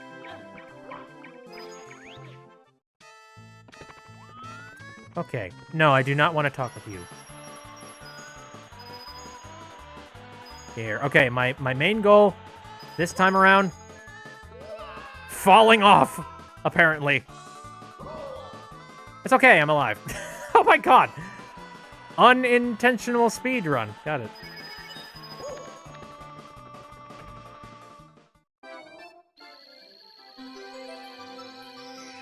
I love ridiculous glitches in this game. Again, it comes back down to all the people that are dissecting this game and trying to figure out, like, ooh, all right, well, what happens if this is, oh. Don't watch. Don't watch, everyone leave. Anyway.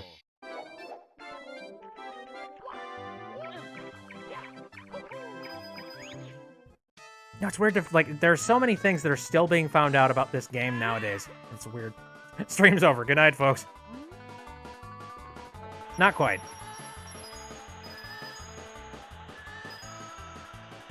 Okay. Let's try not to fall off this time. Cool. Whoops. Okay. Shoot. I'm missing a lot of coins here. My main goal of going on the slide right now is just grabbing a crap load of these coins so that I can get the coin star as well as the red coin star. Oh my freaking god! How many coins did I leave there? Probably not enough for me to go back. 69 dudes. Yeah, I'd say that's a perfect.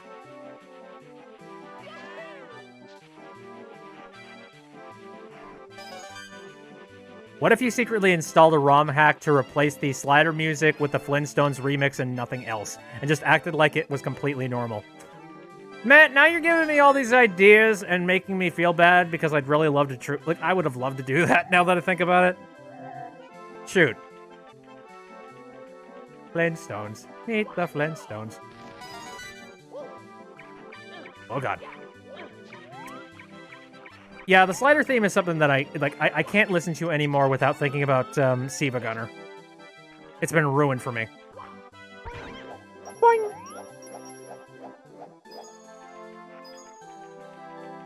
I guess ruined in a good way, because at least it's being ruined with something, you know, silly and hilarious. To me, anyway. Of course, to me, silly and hilarious is obnoxious.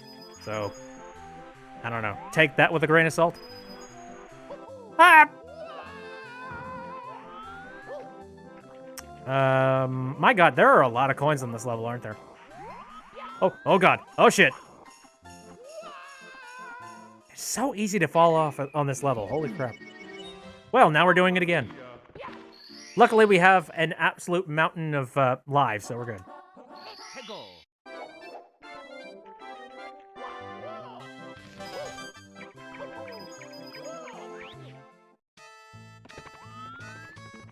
I'm trying to think of some more like Mario 64 trivia. Now, I'll admit that I think back in the day, the reason why I got 120 stars back in the day is because we did have the, I think we did have the game guide, if I'm remembering correctly. But I don't know where the heck that is nowadays. And it was always really cool to be looking through it, because it almost felt like it was like an extra curricular item, like an extra thing tacked on to the game that you just recently bought.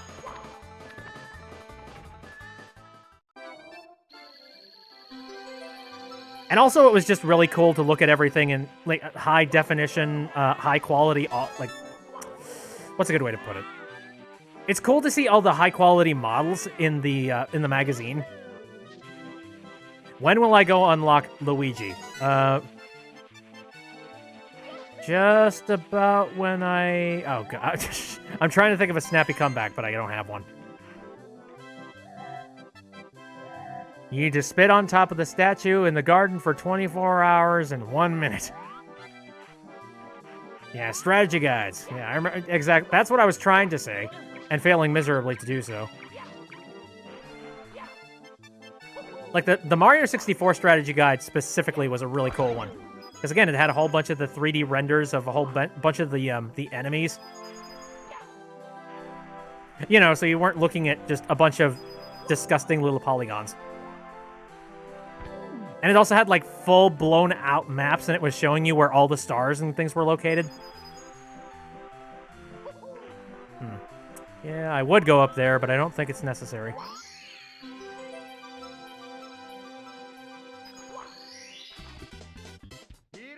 Earth. Son of a bitch! Well, at least I got the coin stars, so I don't have to worry about it. Oh my god. Yeah, Funny Stuff is bringing back some old history. Who remembers the old Mega Man 765, The Secret of El Israel Machina? I remember that. Holy crap. Yep, you're tickling a portion of my brain that has not been tickled in a long time.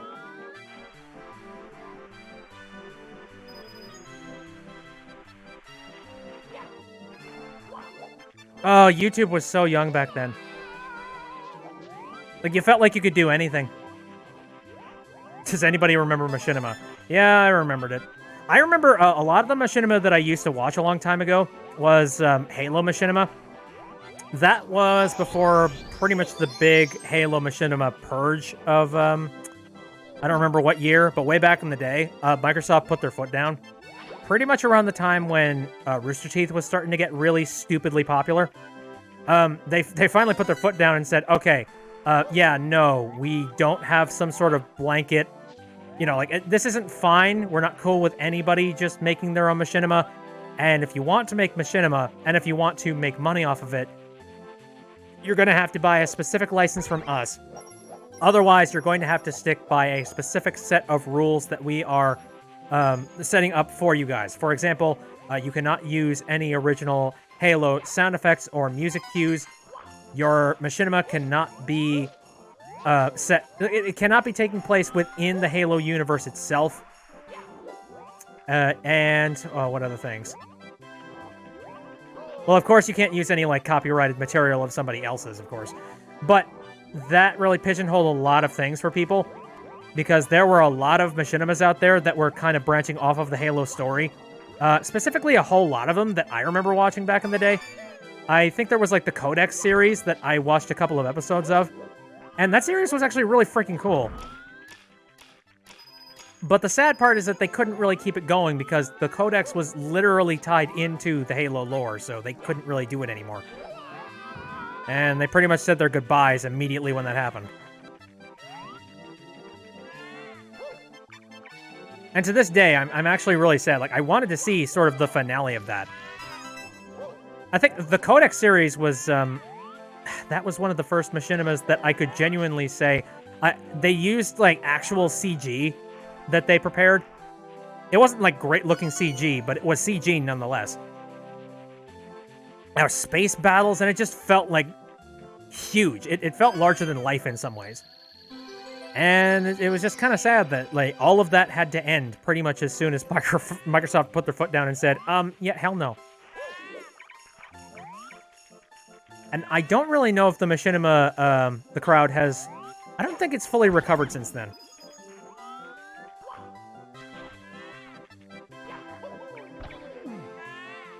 And to this day, I haven't seen much of any kind of Machinima whatsoever at all.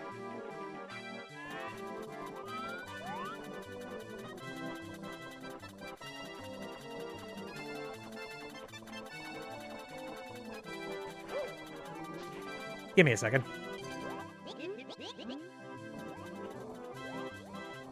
I just want to make sure that I got that.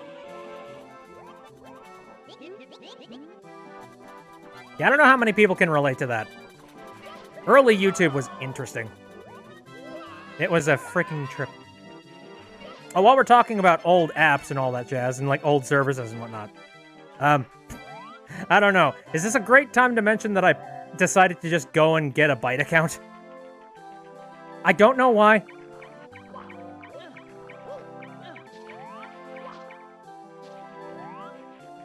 I don't know. I guess I just miss Vine that much. I would have gotten a TikTok because I fully admit that TikTok is definitely it's the superior for sure. You know, I'm not gonna pretend like somehow one is better than the other because you're a bit of Bytes. Maybe. I don't know. Just the fact that it's run by the guys, or you know, an original set of team that was originally a part of Vine. Oh balls. Okay. Okay. All right. We're fine. We're good. I lived. I just don't want to fall off again. That would suck. But anyway, I have not posted anything there. And really, I have no idea what the heck I even would post. I get 7-second loopable video. What the heck would I post over there? I'm not sure. I'm mostly just using it for the sake of browsing other like, bytes, and that's about it. Bitby becomes a TikTok star. Hell no.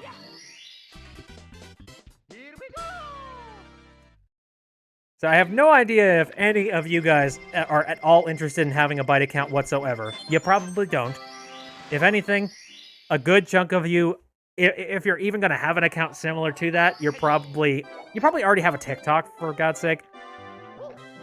I'm a little bit wary about the fact that TikTok is like, I don't know, there's some security issues involved with like TikTok, so I don't entirely know if I really want to attempt to try and get an account there.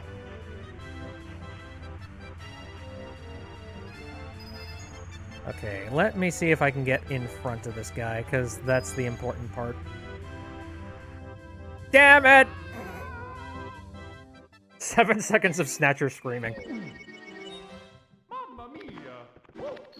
You don't even know what this is. It's like Vine/TikTok. Yeah, it's... I don't know if it's all of the original creators of Vine, but at least like a select few of the creators of Vine have gotten back together and decided to bring it back. And it's 7 seconds of loopable video. It's pretty much the exact same thing as Vine, only they've changed the aspect ratio to, 16:9 screen instead of square. And that's about it. The problem is it's not very featureful at the moment. Oh, shoot! Oh, God! Make it! No! Damn it. He's dead. Fluffy's Boyo says, I want 7 seconds of that, but it's Snatcher and Conductor screaming at each other. Ah!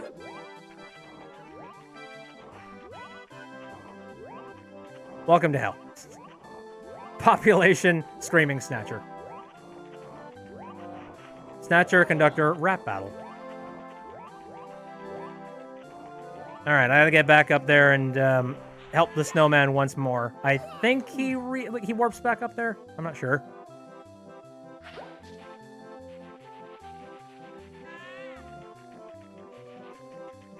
I don't know. I'm not 100% certain whether or not the platform is going to take off or not. I can't say for sure. The weird part is that there are some people that were a part of Vine originally that have returned. Aaron Tuning being one of them. And I remember Aaron Tuning was one of my favorite people on Vine back in the day. Just because he's got a very interesting and dry sense of humor. Not all the time. He can be goofy, but a lot of his jokes are just straight up weird dryness. And evanescence. Lots of evanescence.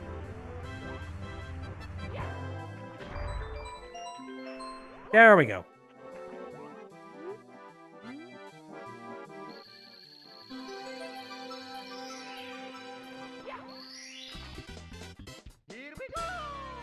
Oh, Ebbe said, I never understood this star as a kid.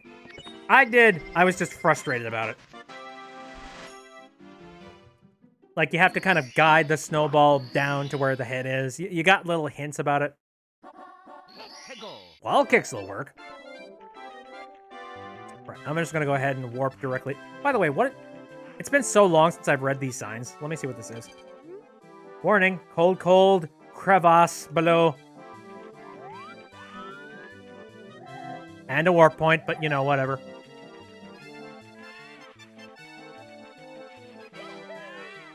Who's gonna write the epic rap battle Snatcher thing? I don't friggin' know. The problem is, I feel like I would be very self-conscious about doing any kind of thing involving rap, because I am so stupidly, ridiculously white. Like, I think I'm way too white for me to get away with it. You know what I mean? Oh, shoot. You know what? Never mind. That works.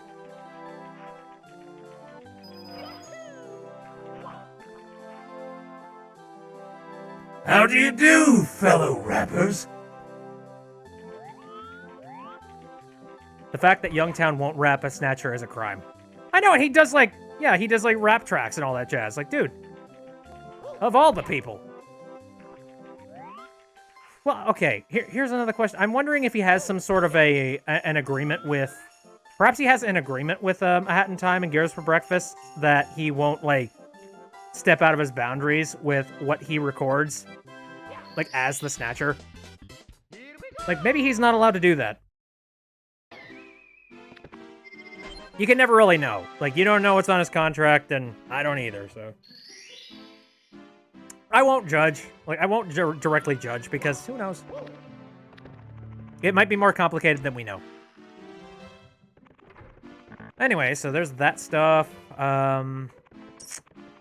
Next up, where do I want to go next? Howdy, Ghost. Funny Stuff says, I mean, I feel like the boundaries for Hat in Time voice actors wouldn't be that strict, but that's just me. I suppose. But you never really know. You don't know how serious, like, the creators of the game are, and they might want to try and rein people in and tell them, please, no. Oh, speaking of which, that actually reminds me of something. That reminds me of... Do you remember, like, the EA Sports announcer guy? You know, the guy that's like, EA Sports. It's in the game. That guy? I'm still... Oh, hello. Hello, Mr. Piano. How you doing?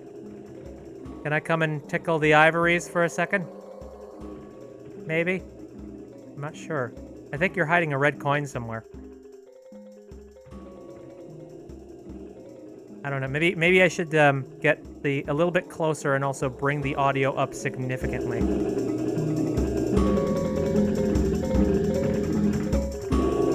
Yep. And there it goes. Okay. No. Nope. I'm out. Okay, let me fix the audio and bring it back to where it was.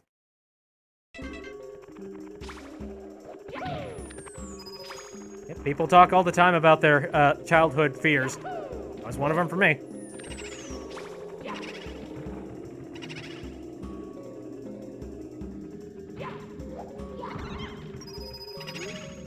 Ghosts don't die.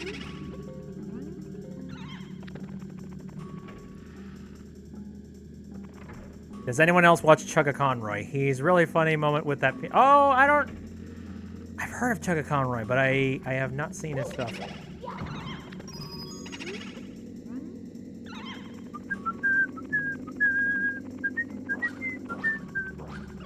Good night.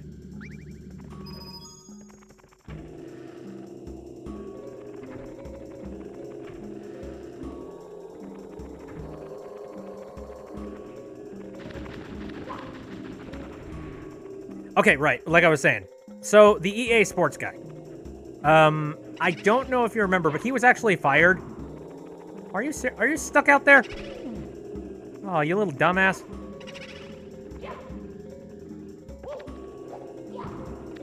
Here, maybe I can... There, I cheaped it. Anyway, so the dude was fired, and the reason he was fired is because he made this sound clip of him just, you know, sort of joking around. Do you guys remember that one? Please tell me somebody in the chat remembers the hilarious clip that he did. Because, God, it deserves to be remembered.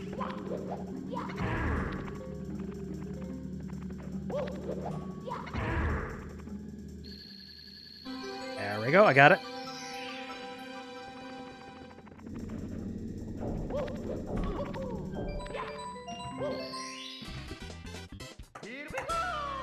Actually, I need to go and look this up, because I want to listen to this real quick. Yes, thank you very much. I'm going to pause just so I don't get eaten by all of the ghosts.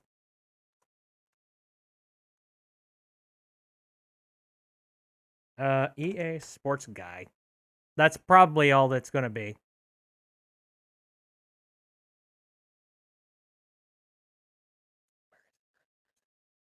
Ah, there we go.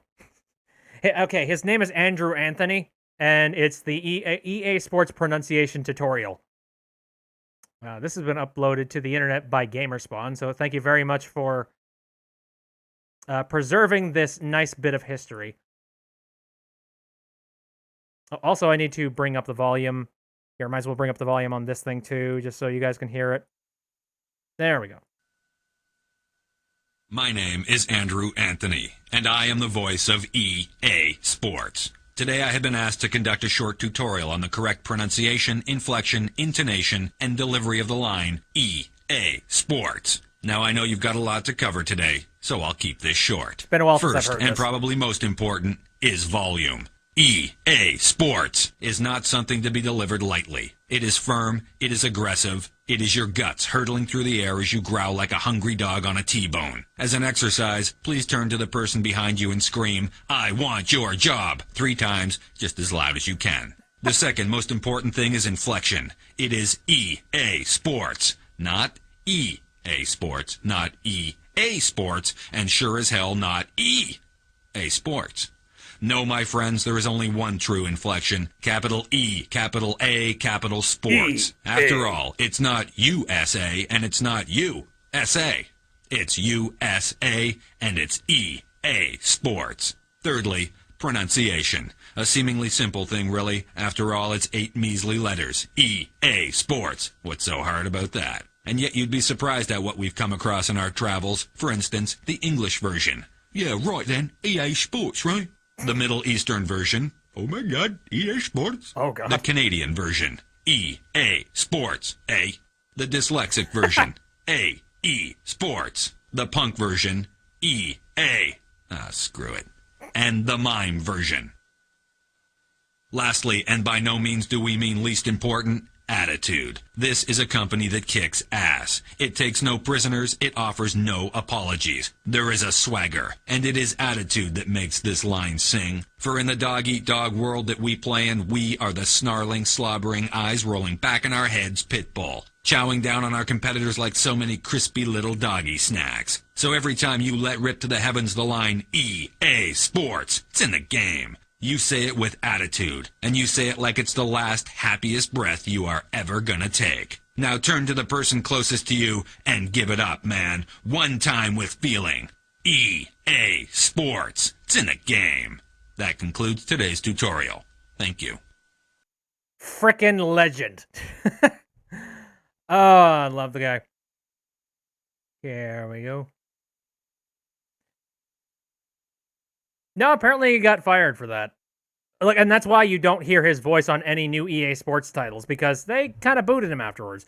Now, okay, my theory, though, is that I feel like this was not the #1 offending thing that he did. Like, I have this strange suspicion that he must have been doing something else that they didn't like in the in the studio for them to just be like, okay, get out of here. And this must have been the final straw, because there's no way you would kick him out for something like this. Maybe like a stern warning or a slap on the wrist or something. But I don't see why. Oh, shoot. Sorry, too loud. I have no idea why you would kick somebody out for something like that. And truthfully, I feel like there was more to it than that. I don't know if he's done any interviews about it since then, but I would be curious to see if there was anything else. If anything, I should probably just look it up. I shouldn't, I shouldn't wallow in my own, my own lack of knowledge. I should just do it. There's probably somebody out there that's interviewed the dude since then, and probably asked that exact same question. So, come on, man. But I appreciate the ever-loving hell out of that, let me tell you. Mostly because, like, you don't hear stuff like that. You don't hear a lot of, humorous stuff with voice actors, where they take their personas and they make them ridiculous. EA are also terrible people, so yeah. Yeah, I mean, yes. But again, I feel like there was just some sort of a mandated thing going on with EA that required them to go ahead and fire him for some unexplained reason. And maybe it's been explained since then, I don't know. But I remember hearing the news about that. I was like, oh, that's bullshit. He got fired for that? Dude, that is prime. There are some companies that they are fighting tooth and nail to have some sort of viral marketing like that happen.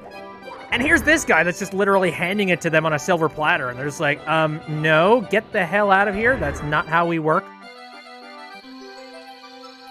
What, you're a little worried about your employees taking control of things, EA? Hence one of the reasons why I don't like playing their games anymore.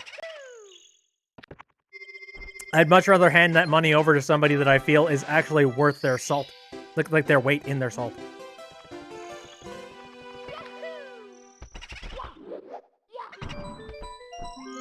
And this is what, like, a lot of people talk about this. There seriously does need to be some kind of a video game developer union. Like, I swear, there needs to be. Especially since I would never really want to get into this business, simply because I'm worried that in the event I got a job as like a game developer for some studio, I'm worried that I'm going to get my job done and then they're just going to fire me because they need to make some wiggle room so that they're not, so that they're not using up any extra funding. Like, I don't want to be axed simply because they needed to make sure they hit their quotas. You know what I mean? EA is evil incarnate. I wouldn't be surprised if they fired him only over that. I just get the impression that it probably was something a little bit more. You know what I mean? Anyway, this is Secret of the Haunted Bookcase. And I believe... Actually, I remember that now. I remember where that is. Depends on how valuable you are. This has never happened to your dad. In fact, he has had the opposite. Well, if you're just like a regular sort of stick-in-the-mud developer that works on the back-end code, there are a lot of people that believe that they can just kick you out because, oh, come on, what value can you do? Whatever. There are plenty of coders out there in the world, and they will very easily take your place. It doesn't matter. Ow. Ouch. I know it's a really stupid mentality, and I definitely don't agree with it. But sadly, yeah, there are some companies that they don't see the appeal of keeping people on and keeping them happy.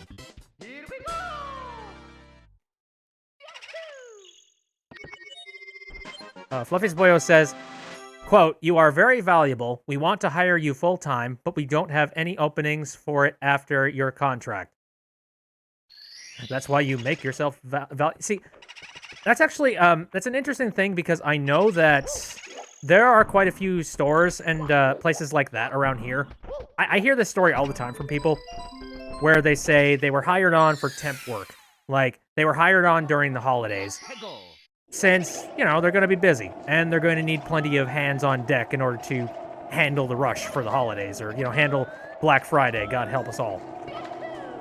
So they hire people on for those 3 months, basically on a temporary basis.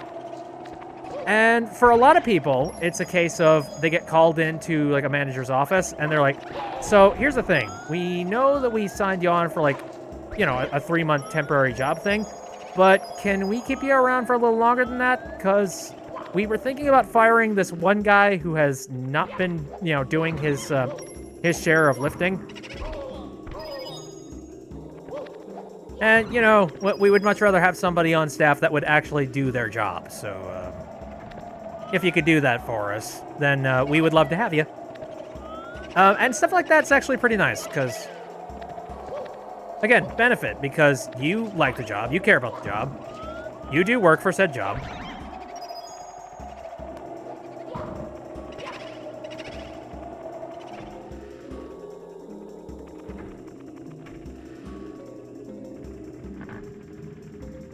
Hello, friend. Yeah, you're hiding a red coin, so... Once again, that is one of those things that scared me half to death when I was a kid. I'm not gonna act super tough or anything. I'm gonna admit. Fluffy's Boyo says, communication and organization is a key in any job. If you can keep you and the people that you're working with communicating with a manager and with properly organized and logged work, you become valuable fast in game development. That's good in theory, but that also really comes down to what company you have decided to sign on for. And there's a good chance, in many cases, you could potentially run into a company that they'll axe you simply because they think you're expendable. And they feel that they could potentially free up a little bit of their revenue simply by getting rid of you. And it ain't right, man. I just feel like if I were ever in some kind of a job like that, I would like the security of knowing that I will have a job and have some sort of an income coming sometime. And I would also love to know that something that I work super passionately on will also continue to be my occupation for the foreseeable future.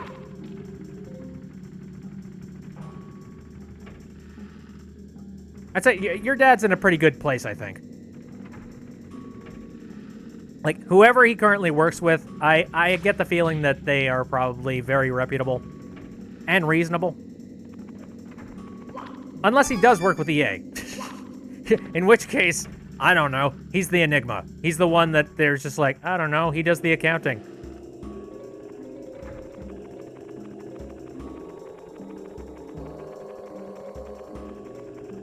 Come on, buddy. Look at me. Some EA reps have actually asked him if he wants a job with them. Don't do it! Fluffy is asking for giving a meme. Give a meme to draw with Conductor quick. Conductor, except he is on the beach at the Bahamas drinking a martini. I just feel like that's something he would do.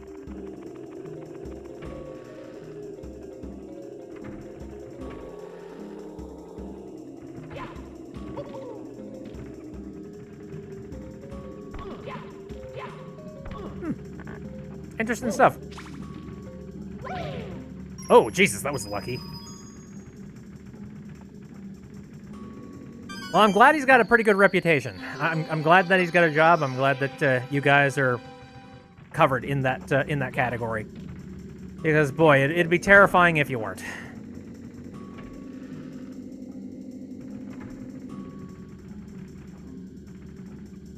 It's kind of scary to, like, I don't know. If I would really like to maybe start up my own kind of gaming. I don't know if I would start my own gaming company, or I might join, like, an independent developer that I trust.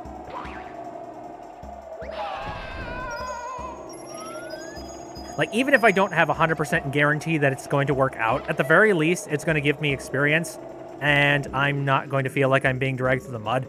And usually when you're working with independent developers, they're small enough that they can work more like one-on-one with you, so there's that plus.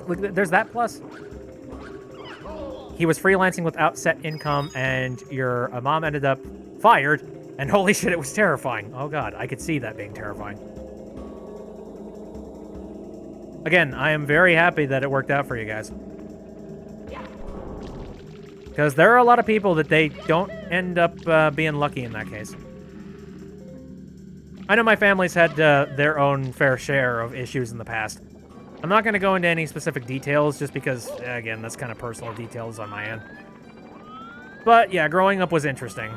We were never the rich kids, and in fact, it was because we got really lucky with a whole lot of opportunities that we ended up working. Things worked out.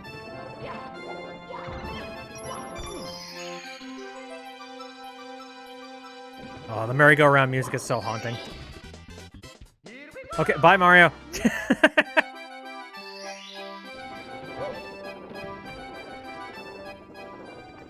Okay, right, now I gotta go back up top and grab myself... You know, it's interesting. I remember, this place was this place floodable in the version for the DS? Because I thought that was a really interesting little change.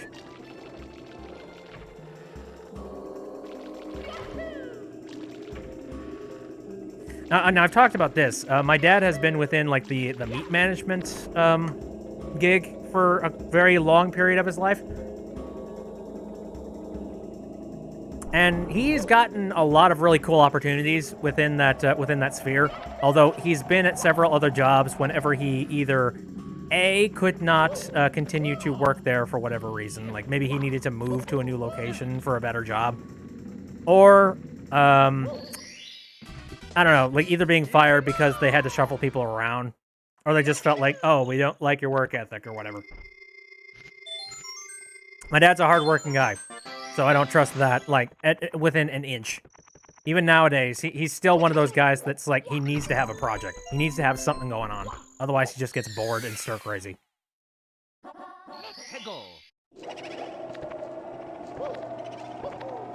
So if you're treating him properly, he will do, like, every amount of work that you hand him.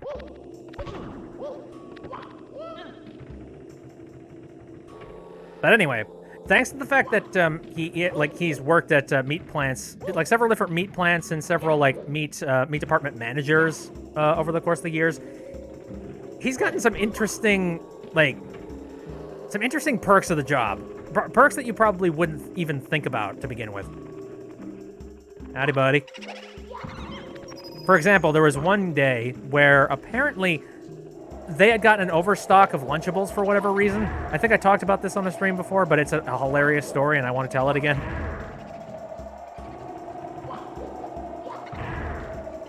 And anyway, because of the fact that he had so many, like, you know, growing kids to feed, and the fact that they were just planning on tossing them or, like, you know, getting rid of them in some capacity, he was just like, I could take them.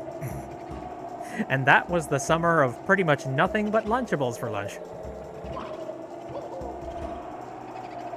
Oh, shoot.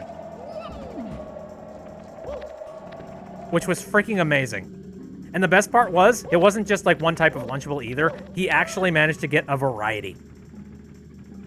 Now, I wouldn't recommend eating Lunchables nowadays, but, you know, back in the day, that was, it was like finding a pot of gold.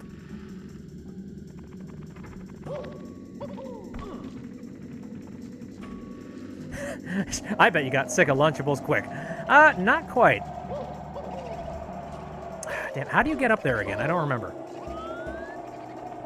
Used to love Lunchables, to be honest. You know, there is always that corner of my brain that's like, I kind of want to try one again just to see what it's like, but I'd have to be the really weird guy, like almost in his 30s. Yes, I am that old, by the way. Why do you think I'm playing Super Mario 64? But, you know, like the weird dude who's just, like, bringing a Lunchable up to the front, just like, hi, yeah, dinner for one. No one's gonna judge you. No one actually cares. Well, on top of that, I'm also doing this whole health thing at the moment. So, you know. I'm kind of in a place in my life where I feel like a Lunchable would not be a healthy choice. I was actually talking to my brother recently. He is currently thinking about getting back on the health kick that he's been neglecting for a while. And I'm glad. I think the fact that I've had so much like good results out of what I'm currently doing has kind of spurred him on, just being like, oh my god, I could possibly do that. If anyone stares at you, just yell at an angry Scottish voice at them. Pretty sure I would just be arrested in that case, but okay. Damn it! Life hacks! Nova says, as someone who loved Lunchables as a kid, that sounds amazing.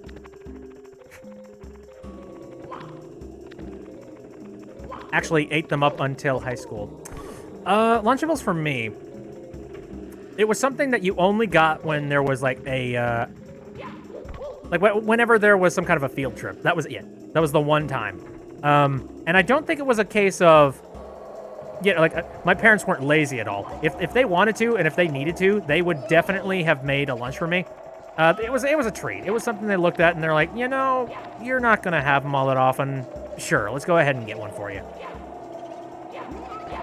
And it was always fun, because that was another little bit of excitement for the day. It's like, oh, not only are we going to the museum to take a look at a whole bunch of really cool exhibits, I'm also getting a Lunchable for lunch. Turkey and cheese cracker Lunchable sounds good right about now. Man, you could just buy yourself some Ritz crackers. Like, how about that? Go and get some, like, reduced sodium crackers, like Ritz crackers, which is probably going to be the same thing, and then just get a bunch of watery ham and cheese. That's about all it is. Here, let me try this again. Feckin'. All right, can somebody help me here? Does anybody know how you're supposed to get up there to get the star in the first place? Because I've forgotten. Was there some sort of a staircase that I've completely forgotten about? I feel like there is, and I'm not doing this correctly. I certainly hope this isn't a case of, you know, a super ridiculously tough wall jump that I need.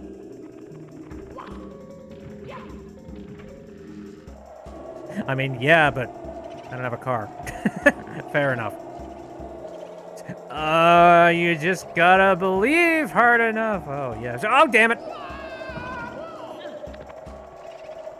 Got too close to the edge. Let me think. Oh, you know... I believe in you, Bit. I feel like this might have something to do with the Vanishing Cap. And if that's the case, then I might not have the thing necessary to be able to get it.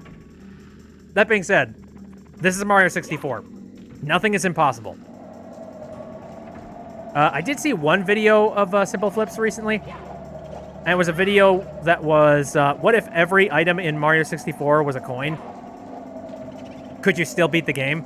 And he actually got really goddamn far. He managed to pull off so many ridiculous moves just to get himself up to certain stars. Like, he ended up getting the Vanishing Cap one, and that blew my mind. So I'm like, how did you manage to get the 8-coin Vanishing Cap star? Like, I do not understand.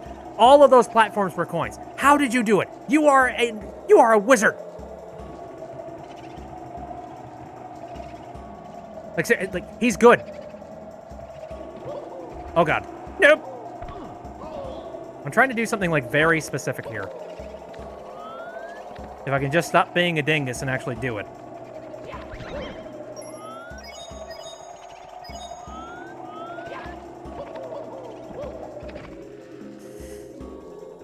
Again, we're gonna discover that this is entirely easy and I'm being an idiot. I promise you this. This is what is going to happen. Oh.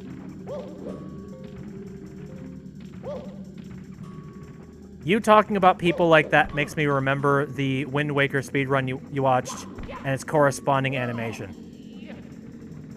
Now, are you talking about, oh shoot, what's his, I feel bad because... Please help me. YouTuber name. Animator. Makes a lot of silly, you know, speedrun animation things. Oops. I'm sure somebody in the chat probably recognizes that. Scott Falco? No, not quite. But that's probably who you're talking about. I'm thinking about somebody else. I think it's like Terminal Montage or whatever his name is.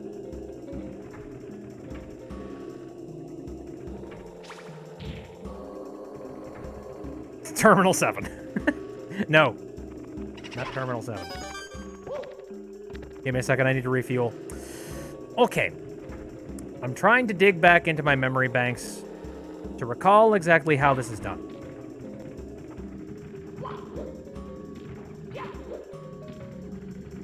Up. Like, it turns out that this is going to be the entirety of the stream, isn't it? Was there some sort of, like, a hidden door somewhere up here that I didn't know about, or that I completely forgot about? Nope. That's a ledge. I know there's this, but I think there's a gigantic eyeball hiding in here. And I do not believe there's any paths in there. Damn it. Can I see anything from here? Can I break out one of the windows? Ow. Excuse me, my face needs to recover. Okay, all right, let me try this. Huh. Shite! God! Once again. What if one day you saw a giant floating eye in your house? I would either call a priest or a rabbi, or I would check myself into a psych ward because I'm clearly going mentally insane. Ooh, Fluffy found a video. Okay, what is this video? Oh, yeah, hey. Scott Falco, okay. That is who he is. Have I seen any videos from Scott Falco before? Let me check this real quick. I think I've seen some of his videos recommended to me. What's his most popular things? Because I probably saw something that he's done.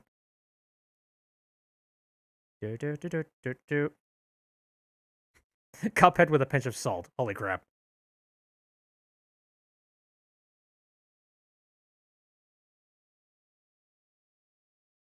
Oh, yeah, I think I might have seen the Soldier 76 with a side of salt. Mostly because it has Egoraptor in it.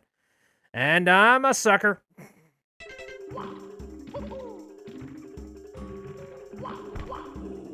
Egoraptor is the funny boy.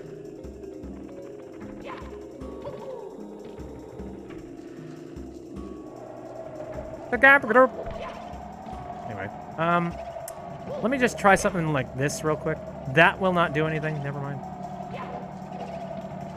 And I don't believe I... That is not going to work. Okay.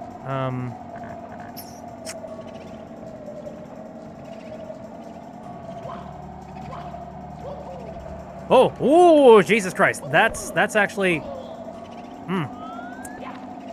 Okay, we're on to something here.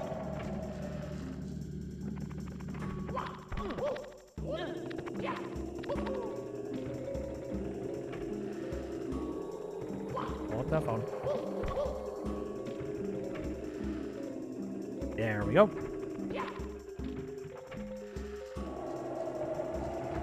Whew. So yeah, if you've ever wondered why I am, like, decently good at Super Mario Odyssey, it's because I had this to practice on, like, way back in the day. Oh! Okay, there we go. I made it up here. But now to not fall off after that. Okay, good.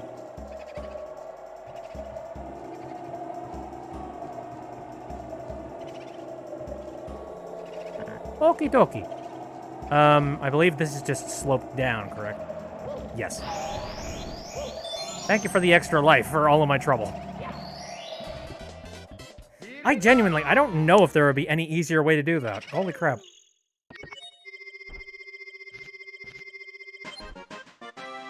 Ta-da! I got 34 stars. Now. Yep. Were there any more in here? I don't even know. I'm gonna check real quick. Oh, yeah. Oh, damn it. Yep, there is. And this is one that I literally can't do right now, so never mind. Gotta get myself a, you know, invisibility cap. Alright, well, now what? Oh, wait a minute. I know. I know. Boy, oh boy. We've waited this long to do this map. This is amazing. Okay.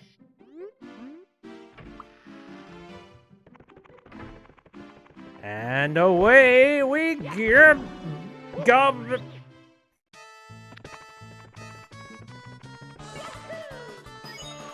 Oh god, I can only hear Flintstones. Only Flintstones and nothing else.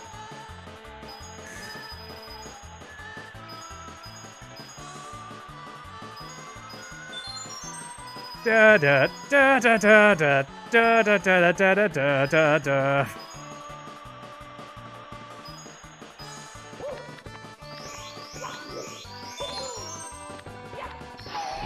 Why, Internet? Why? Why have you just ruined my childhood like that?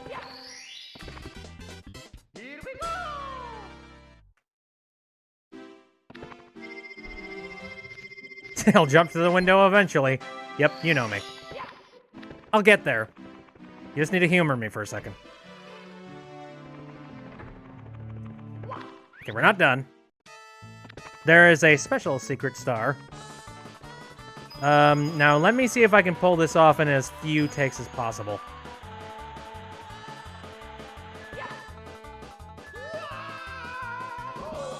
Ow! There. Not the most graceful way to do it, but there's the shortcut. Ta-da!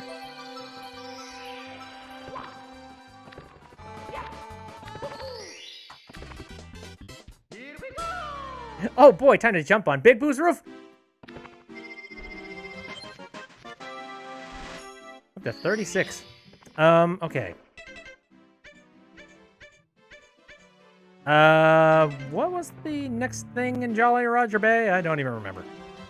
Also, I pressed a button and the system just, like, right-clicked for some reason. Why?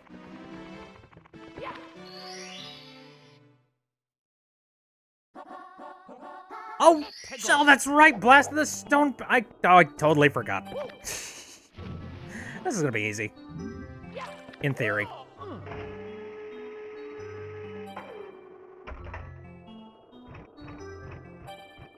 Yeah, why did I leave before I got everything done in here? Oh, come on. Line up properly. Okay.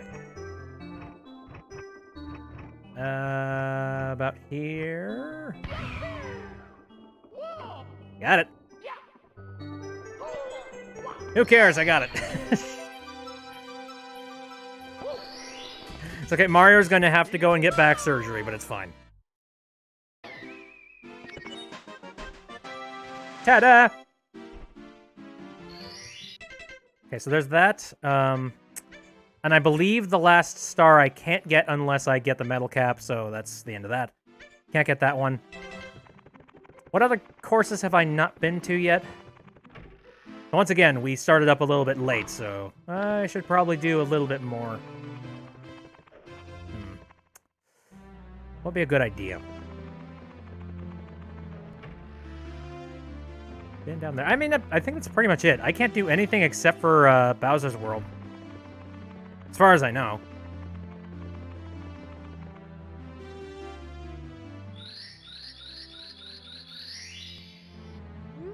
Hey there. Oh, also the picture is broken in emulation. There is no Japes. You've stepped right into my trap, just as I knew you would. I warn you, friend, watch your step.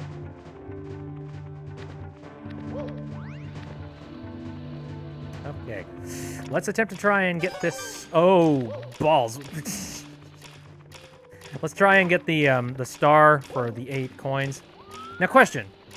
Is there a 100 coin star for this place? Does anybody know about that? I'd like to know, because I don't really know if it's feasibly possible to do that unless you do a little bit of grinding inside of, like, the Bowser battle.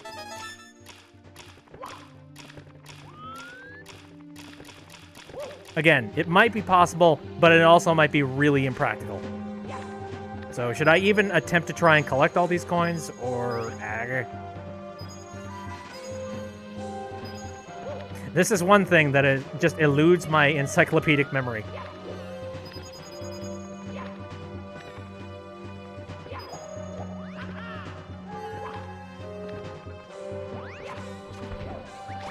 No 100 coins in Bowser levels. Okay, thank you. That saves me a heck of a lot of time. I've seen some speedrunners do these courses, and my jaw just falls to the floor. Just like, how did you figure that out? Who was the first person who was like, wait a second, I can skip this entire area here if I just do, like, you know, if I can just do a backwards jump here and wall kick to this area, then yeah, I could skip the entirety of this location. Oh shoot, I missed that red coin. Oops.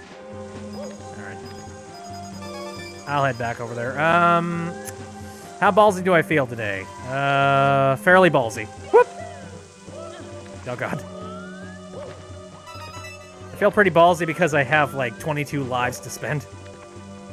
And also, I forget, do you keep all of those 20 lives, like, when you save? I don't even remember. Does it reset to 4 every single time? Something in my brain tells me it resets to 4 every time.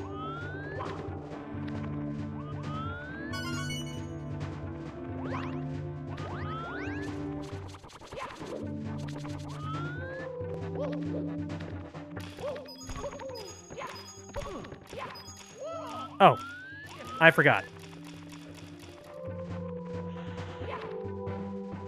Cripes!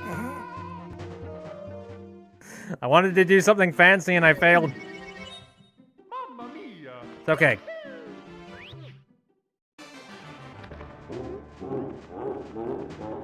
Whatever, man. I've been to the Dark World several times. You don't scare me an inch.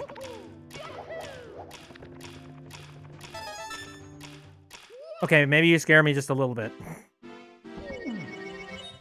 Mamma mia!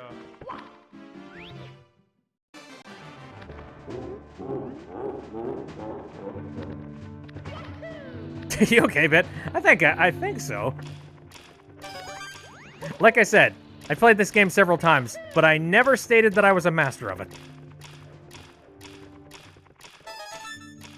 Man, what kind of entertainment do you think you come here for? You don't come here to see me play games good.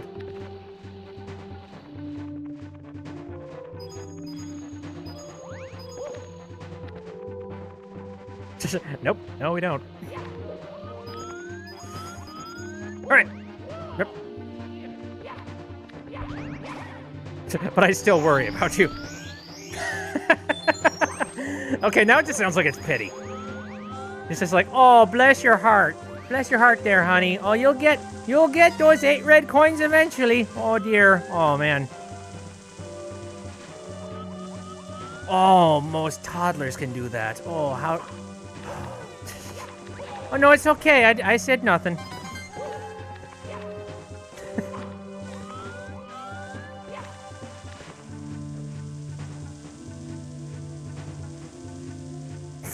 Not really, man, but if you want it to be, sure. No, I don't. I don't need anyone's freaking pity.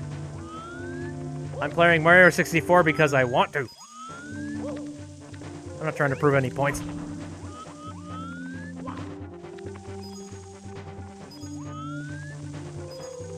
Also, I don't know why, but this platform over here always reminded me of celery. I don't know why.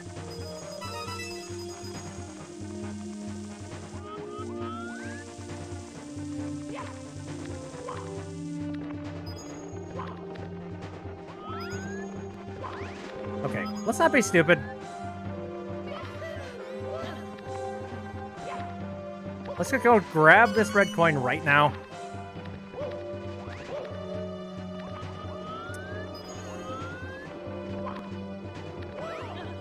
Fluffy says, I meant it in a sense of maybe you need a short break to stretch your hands to get a drink.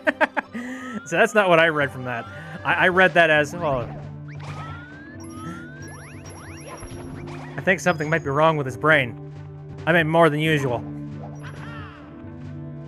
I mean, I already have a drink sitting right next to me. I'm good. That's a fun fact for you. I never start any of these streams without, like, you know, a nice refreshing beverage right next to me, in case I need to drink something. Hydrate. Stay hydrated. All right, Mr. Bow Wow, let's do this. And everybody, ears perk up. Just in your mind, we know it's, you know, so long, King Bowser, we know what it is. But just, you know, with the context of it being something else.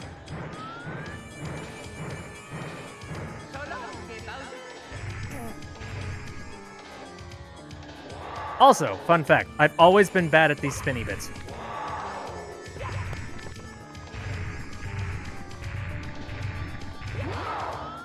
Okay, anyway, we're closer, so...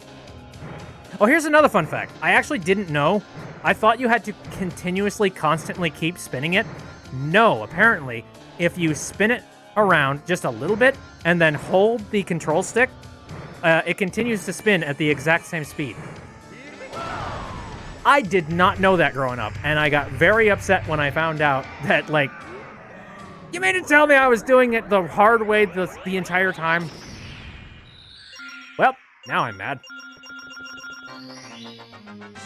So long, King Bowser!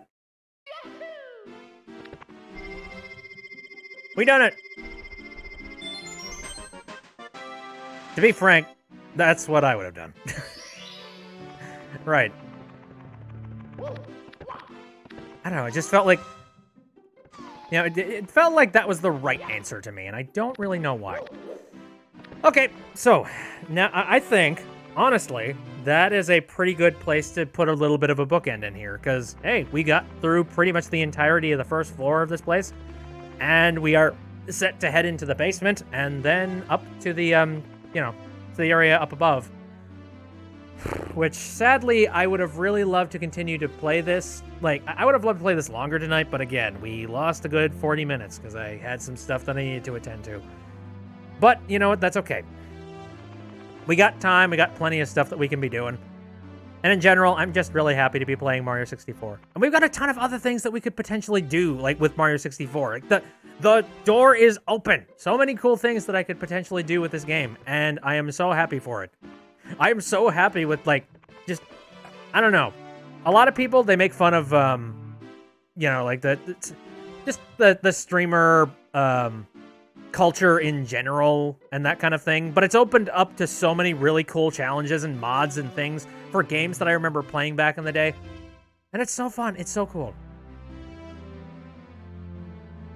Oh, interesting. Star Wars anime. That looks like it's a Photoshop of something. Either that or it's a massive bootleg. Couldn't tell you which one it is. Okay then. Well, I'm going to go ahead and finish things off for today. So thanks everybody who came out to see me play Mario 64 for the first time on the stream. It has been ridiculously fun. I'm so happy I'm playing this game. And special thanks to people that did some extra kind of support stuff, whether it be cheers or following or subscribing. Holy crap. If you throw any money at this show, it's kind of amazing for me. Like, I cannot believe you would do that. Even like in the most minute sense, like literally just throwing pennies at me. Like, I thank you so much. It means a whole lot to me, and it also allows me to put it back into the show so I can do some more fun things. For example, again, if I needed to go and buy a console, but we're not going to promise anything. Throws $100. Don't do that! Anyway, my stream schedule is Saturday, Sunday, and Wednesday, all of them starting at around 7 o'clock p.m. Central Standard Time. Tomorrow's going to be Sunday, and, for me, Oh, Mario's going to sleep. Aw, adorable. Little sleepy Italian. Anyway. Maple Leaf sent another thing that is cursed. Oh, God. That's very unfortunate. And I feel like that's some hardcore satire that's being sent somewhere. For context for people watching the VOD, it's what appears to be a chicken that has been bound and strapped to the back of a truck, and it's inside of what appears to be an unhappy meal. It's freaking great. Fluffy says, money serves no purpose if I'm not giving it to people I like. That actually, it reminds me a little bit of, it reminds me of something somebody said to another streamer that I watch. He said that I send as much money as I do as donations to you because you are my entertainment. You are the place that I go to for paying for entertainment. And if I had like a cable package, I would have just been paying this for a cable package anyways. So think about it as I'm paying you as my entertainment service. And I'm just like, man, yeah, got a point. If you're not going to pay for cable, then send it out to people that you support. Okay, that makes sense.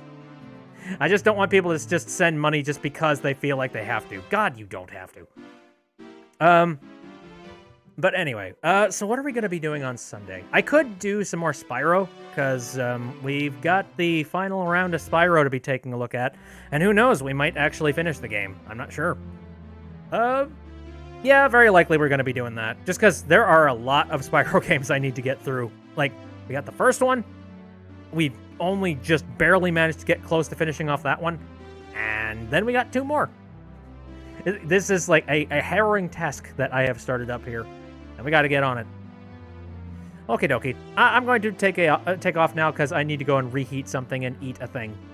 All right, again, thank you very much for coming out. See you next time.